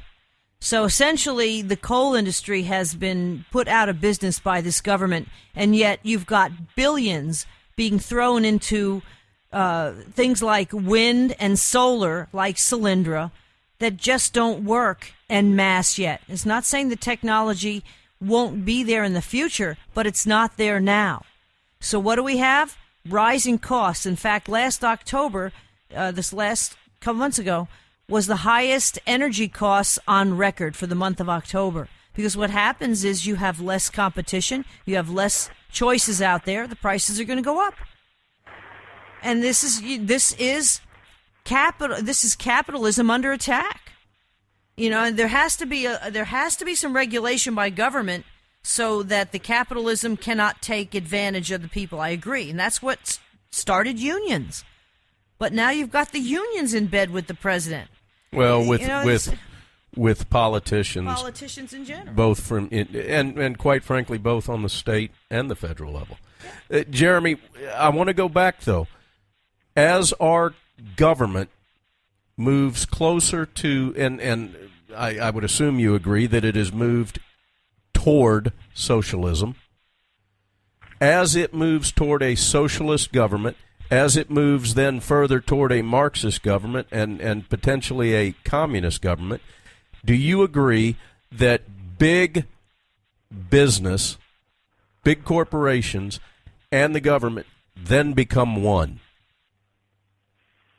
If you ultimately arrived at that state, I disagree with your premise that it's moving there. Just because there's an agenda in place with the current administration that you disagree with your viewpoint, doesn't necessarily give you a fatalistic, that's where we're going. Well, it's not a matter of disagreeing. It's a matter of looking at the guy's actions. He makes no bones about it. He wants to control what is going on in this country, and he wants to oversee it. By just having the IRS in charge of your taxes and now in charge of your health care, they're going to see whether, you have health care from a tax return. I mean, it's insane the amount of freedoms we have lost, all for the sake of, anti-terrorism and homeland security. Does it concern you at all, Jeremy, that the Internal Revenue Service is playing such a massive role in this transformation of the healthcare insurance industry? Does that concern you? Do you trust the IRS? Well, let me give you like I told you the other day, I'm just an average American here.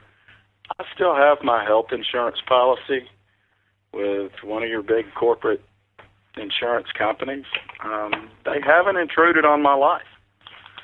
The only aspect of that, they're going to check that I've got it, but this massive control you're talking about, I do not see the IRS telling me which doctor I'm going to under my health insurance. The IRS isn't going to do that. So as long as it doesn't affect you, it doesn't matter. No. And here you are talking about the collective. I'm giving you an example. He's asking me. He didn't ask me for a societal view, and I'm just telling you what my perspective is. Well, the IRS, clearly the IRS is not mandating which broad phrase of massive control. I think that's a stretch there. Jeff, do you disagree? I've got a little bit different view about the IRS thing, and I don't think it's a good thing, but I don't know who else would do it as far as making sure you have health insurance. And somebody's going to have to charge you that fine, or is it a tax now? That's right, it's a tax now. Somebody is going to have to charge you that fine or that tax, and I'm not sure how anyone but the IRS would do that. Okay, go ahead, I'm sorry. My overriding concern is more that, we're talking about a website that has massive security problems, and now we're going to have income information, possibly health information. I worry more about all of the information being integrated together. Mm-hmm. But I'm not sure who else would do that. I mean, I'm not an Affordable Care Act guy, but I'm not sure what other entity could do what they've tasked the IRS to do. Well, clearly we found the Internal Revenue Service to be corrupt and inept. Well, let's take it a step further. The Internal Revenue Service targeted the Tea Party tax-exempt organizations that were looking for tax-exempt status before the last election. That's a fact. Those Tea Party, by denying it and putting it off, and in some cases even now, they still have not been cleared for tax-exempt status. They obviously affected where some of their work was done, and it could have adversely affected any kind of Tea Party or Republican candidate, okay? And that, again, is a fact. Now, let's take it a step further. The IRS is going to be in control of your health care. What happens if they don't like... The enforcement of it. The enforcement of it. What happens if they don't like you? What happens if they don't agree with you or this or that? And they're picking and choosing now who's going to get a life-saving procedure as opposed to you and your doctor. Doesn't that scare you? I mean, that's very, very much a possibility at this point. You've got an independent panel advisory board that's made up of totally Obama appointees, not vetted by anybody, left or right, in charge. That's the independent, whatever it is, IPAB. I just said what it was, now it escapes me what it stands for. They are going to be the panel that essentially decides whether or not you get a potentially life-saving procedure. That's it. And that is exactly what the death panels were that, Sarah Palin was so vilified for. In a nutshell, it's not going to be called death panels, but if you look through history, that is exactly how things became whenever the government started to run health care, simply because it ran out of money and it had to pick and choose who was going to get those life-saving procedures. Jeff, do you feel that the country is moving more from a republic into a socialist country? Yeah, I mean, I think that's the progression, and I don't think it's anything that started in the past 2 years or 4 years.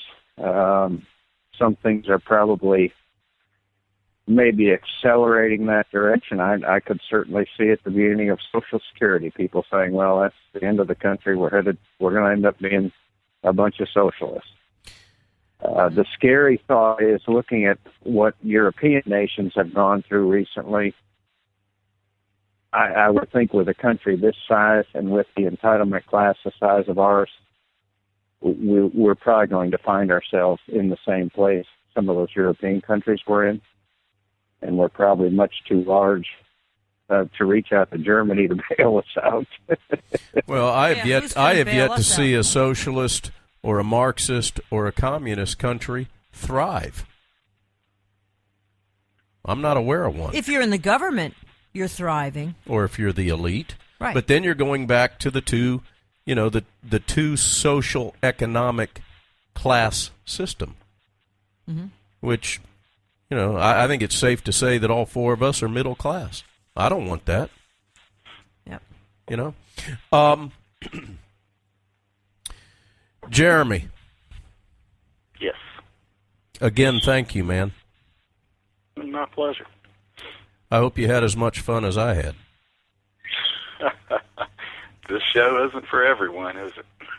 Well, I really hope that maybe we've both learned from each other a little bit, And I really, Jeremy, I'll be honest with you, listening to what you've said the last couple of hours, I really must commend the mainstream media because it works. You have said essentially every single catchphrase the mainstream media has touted for probably decades at this point, and it's coming to a head now. And especially when it comes to Obamacare, you knew a lot of, Facts, 30 million uninsured. You knew they didn't read about it. You were critical that they didn't read it. And, they had years to read it. So why haven't they read it? To which I say they had years to build a website, too, and they haven't done that either. You know about gridlock. To me, though, and it's funny, Jeremy, I feel that Obama is nothing more than a really slick used car salesman. The guy has the mainstream media on his side. He's been able to push this stuff because people like you and I, quite frankly, are just worrying about trying to make ends meet. Problem is, I did it for a living, so, as far as news and that kind of thing, so I'm into it. But most people don't have time for this. Most people don't have time to find out facts behind what's being spewed out there by the mainstream media. And because they're too worried about running their own lives. And it's not your fault, it's not anybody's fault.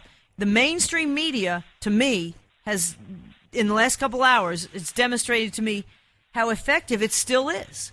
And that's really sad because, unfortunately, now we are getting the government we deserve, and people are not getting informed enough, and you've got lawmakers that are totally taking advantage of us. And it's disheartening. And that's why we're doing the show. But it's very scary to me because I see it coming. I have seen it coming for years. And I really hope that, if nothing else, Obamacare gives people the slap in the face to wake them up. On both sides of the aisle. Exactly. I got one more question that I want to throw at Jeremy, because I'm real curious as to your answer on this. Who do you think is more corrupt, the United States government and the politicians that are running it, or big business?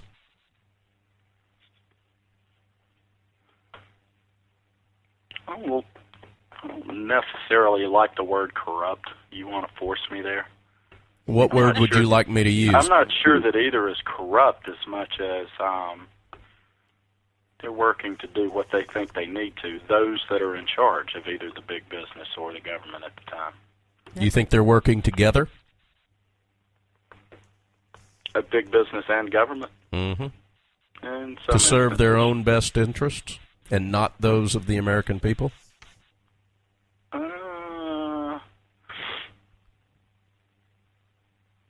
I definitely think big business would, because that's the definition of what they do. They are there to make money. What is the definition of government? What's more important, money or power? Once you have one, you have the other.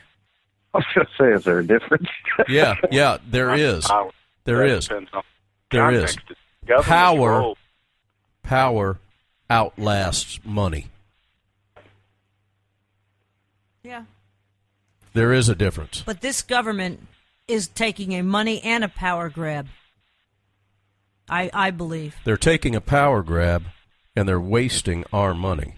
You know, it's funny. See, the government doesn't have any money. Yeah. The government doesn't earn money. It has to take or it has to print money. If it's not printing. $85 billion a month. It's Jeremy, so I'm gonna get you at some point to acknowledge that government and politicians are in bed with big business. And then I'm going to take you down the road of the Bilderberg Group. Mm-hmm. You know what? It really just also what we're talking about how big business and the government is taking advantage of the system. To me, it's almost on a grand scale similar to what's happening with individuals. You have people who come here illegally. You have people who are on the government dole, many of which are needy, but many of which also just know how to bilk the system. They know how to get around it to get as much money as they can. And it's, to me, the government itself, as well as huge business, the big conglomerates and stuff, are doing the same thing on a grand scale, working together. Everybody, as much as you want to say capitalism sucks, money makes the world go round. No matter what you say, it's all about money. And it's that way in a capitalist system just as much as it is in a socialist or a communist system. Because let me tell you something, there's very few poor communists in government. In fact, they're billionaires. So, unfortunately, even though capitalism to me is vilified, by the public school system in this country and by the government and the mainstream media itself. The problem is it works best for everybody because a lot of that does trickle down and give opportunity to the little guy, which you're not going to get under socialism or Marxism. I'm done. I'm off my high horse. I'm off my... Tell me I'm wrong. Seriously. Well, he could do that. Just say it, Jeremy. Oh, stop. Oh, Jeremy, she's you like logically grape? correct. She just makes certain presumptions. That I don't think it's presumptive. It's fact. It's based in fact. Let's go one step further again and again and again. That's making presumptions. All right. Closing statements. You got anything you want to say, Jeff? I just want to say people don't have time because they're trying to raise their families, and then Jeremy and I need them to come out and umpire a game, and we just don't have time at the end of the day. Find your local Little League program and volunteer. I'm glad you went back to that. Let's devote the last couple of minutes here to what you guys do for children. Talk to us, either one of you, or both of you. Go ahead, Jeremy. Go ahead, Jeremy. Donna's going to love this. We try to show people what's best for them and how to operate. Well, have you figured out a way to get Bloomberg to coach for you? No, honestly, we do our best to encourage participation by the community as a whole that makes the youth sports program a part of that community. And with the children being involved, learn more than just to play the sport, but to interact with everyone in the community at their choice there. We're not forcing anyone to join our organization. We have a good time with those who choose to do so, and hopefully along the way, we're helping them grow up just a bit. Well, no. Understand how to interact with one another. Exactly. That's awesome. Failures occur, and pick yourself up and don't give up on the entire team just because you struck out, so to speak. Well, let me ask you guys both this, because this is I would consider this to be a terribly important question. Is there crying in baseball? That might be in girls' softball only. There's crying every day. Well, not according to the libtard Tom Hanks. Yeah, there's no crying in baseball. Hey, Jeremy, notice, though, what you just said was you're encouraging kids to be as good as they can be, and they have the ability to be as good as they can be without you, as the coach, restricting them. There's a difference. That is the free market economy. That is the free will.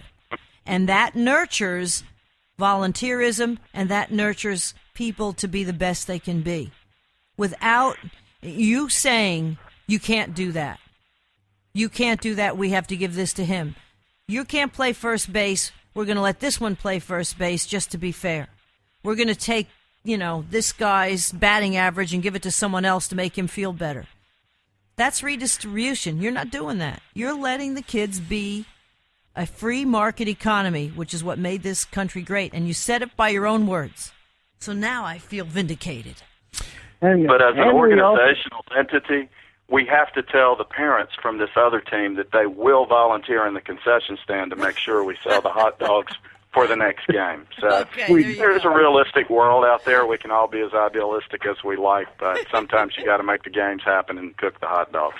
Well, that's true. That's true. You're right. You're right. We do encourage a little socialism. We talk a lot about community and about everybody being involved. So it's a little bit of a collectivism also. Well, there's nothing wrong with that, but it's volunteering. That's the problem. A lot of it's... And besides, there's nothing better than a tube of mystery meat at a baseball game.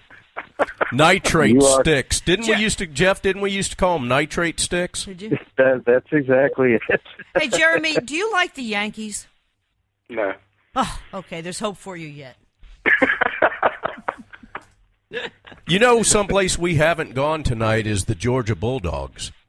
And, I mean, both you guys. Now, Jeff, I know you well enough that I know exactly where your tattoo is of the Bulldog logo. How about them dogs? Now, the only thing is that I don't know Jeremy well enough, but Jeff does. And tell us, Jeremy, about the tattoo you have on your right breast. Are you serious? Are you serious? No. Oh, okay. Hey, back to Little League. I got another question now that we're really starting to lighten things up and talk about. It's midnight. You guys want to talk sports? It's ESPN now. I'm out of here. No, you're not out of here. Okay. Unless we talk about the Red This is a Sox. benevolent dictatorship. You're staying right here. How about those damn Yankees taking the Red Sox outfielder, whatever the hell his name is? And, and the Atlanta Braves catcher, Jacoby Ellsbury. Yeah, bastards. Hey, that's capitalism. I hate the Yankees. The Yankees pay for it, they can get it. Hey, you know what? I'm sorry. That's the one place capitalism should not exist. Oh, okay. Is the New York Yankees. Hey, what do you guys do about the head, the manager or the head coach of a Little League team that starts his son, who absolutely sucks, when a better ball player is forced to sit on the bench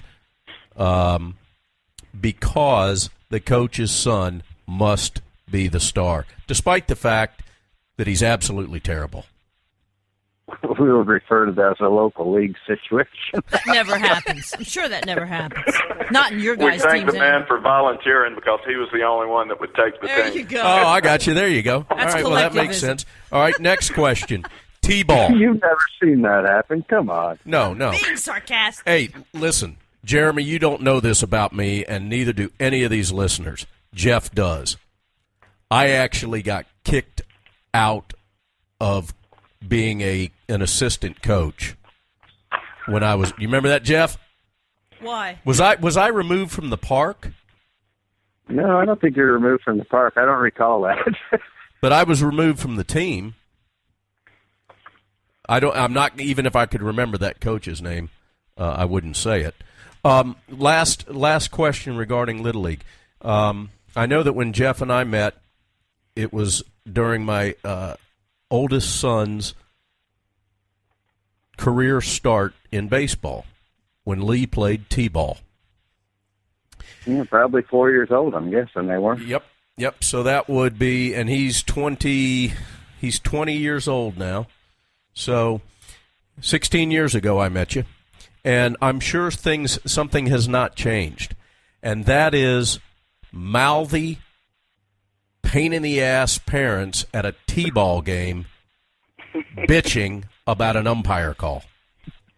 I didn't bitch about When umpire their calls. kid- My kids used to tell me to shut up because I was They're too loud. complaining and bitching about a call that an umpire makes when their kid is building a mountain in the infield near second base we used to out have of dirt. kids that used to use the mound like it was a sandbox. Yeah. I'll tell you, the funniest damn thing for me is T-ball. When a kid hits the ball and he runs to first base and then he goes out of the park. He goes out through the gate into the parking lot. But the games take like 5 hours because nobody ever makes an out. No, was the best part painful. is when the whole defensive team runs and piles on top of the baseball. Yeah, no. They didn't do that in the Northeast because nobody played football up there. Yeah, they didn't know. What they did is it was kind of a lacrosse move they made. Yeah, I guess. Hey, I'm starting to rethink this whole capitalism thing. I really do hate the Yankees. We got to throw Brian McCann in there, too. They stole him from the Braves. This is bullcrap. Let me make something clear. I can't wait till next year. Our God, I bedroom hate the is Yankees. not big enough for a socialist. That's true. Okay? God, I just hope the Yankees lose again. That's all. Hey, gentlemen, we greatly appreciate your time tonight and giving us the opportunity to speak with you. Jeremy, thank you for letting us hear what you had to say. My pleasure. Grape Kool-Aid is in the mail, Jeremy. I knew you'd have to throw one last thing in there. Hey, you don't ride around with an Obama sticker on your car, though, do you? No, I have no stickers on my car at all. All right, there you you go. God. But you do I live up haven't even at one of the Georgia. most beautiful lakes I've ever seen. And I'm not going to disclose where you live, but Man, what a beautiful, beautiful lake is up there. Holy cow. Yeah.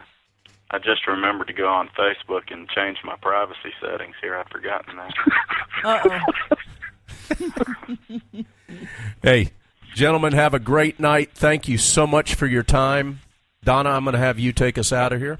Hey, gosh, it's midnight already. This is past my bedtime. All right, Jeremy Haley, working for a law firm. He was from the left. And Jeff Colwell, building contractor. He was from the right. And we totally enjoyed the conversation tonight. There's nothing better than open-mindedness and discussion in a civil manner, which so often has not happened lately when politics is concerned, given the immense emotion that's out there now in this political climate. Jeremy Haley, Jeff Colwell, thank you so much for joining us here on Cowboy Logic Radio. Everybody, thanks for listening. We went way over time, but we can do that because, hey, it's our show, and we can do what we want. And we'll do it again next Tuesday. Actually, well, yeah, we're going to give it a next try. Tuesday. Next Tuesday, we're gonna be on, but obviously with the holiday, we're going to stream 24/7, so you can always pick us up on cowboylogic.us. And we thank you all, everybody, for listening to us here. Guys, thank you so much. On Cowboy Logic Radio, Donna Fiducia and Don NEUEN. Have a great week, everyone. Don't eat too much. Don't party too much before the holiday, because you got to watch that waistline for Christmas morning. Cowboy Logic Radio. Unfiltered, politically incorrect, common sense. You've been listening to Cowboy Logic Radio, a division of Donna Fiducia Production.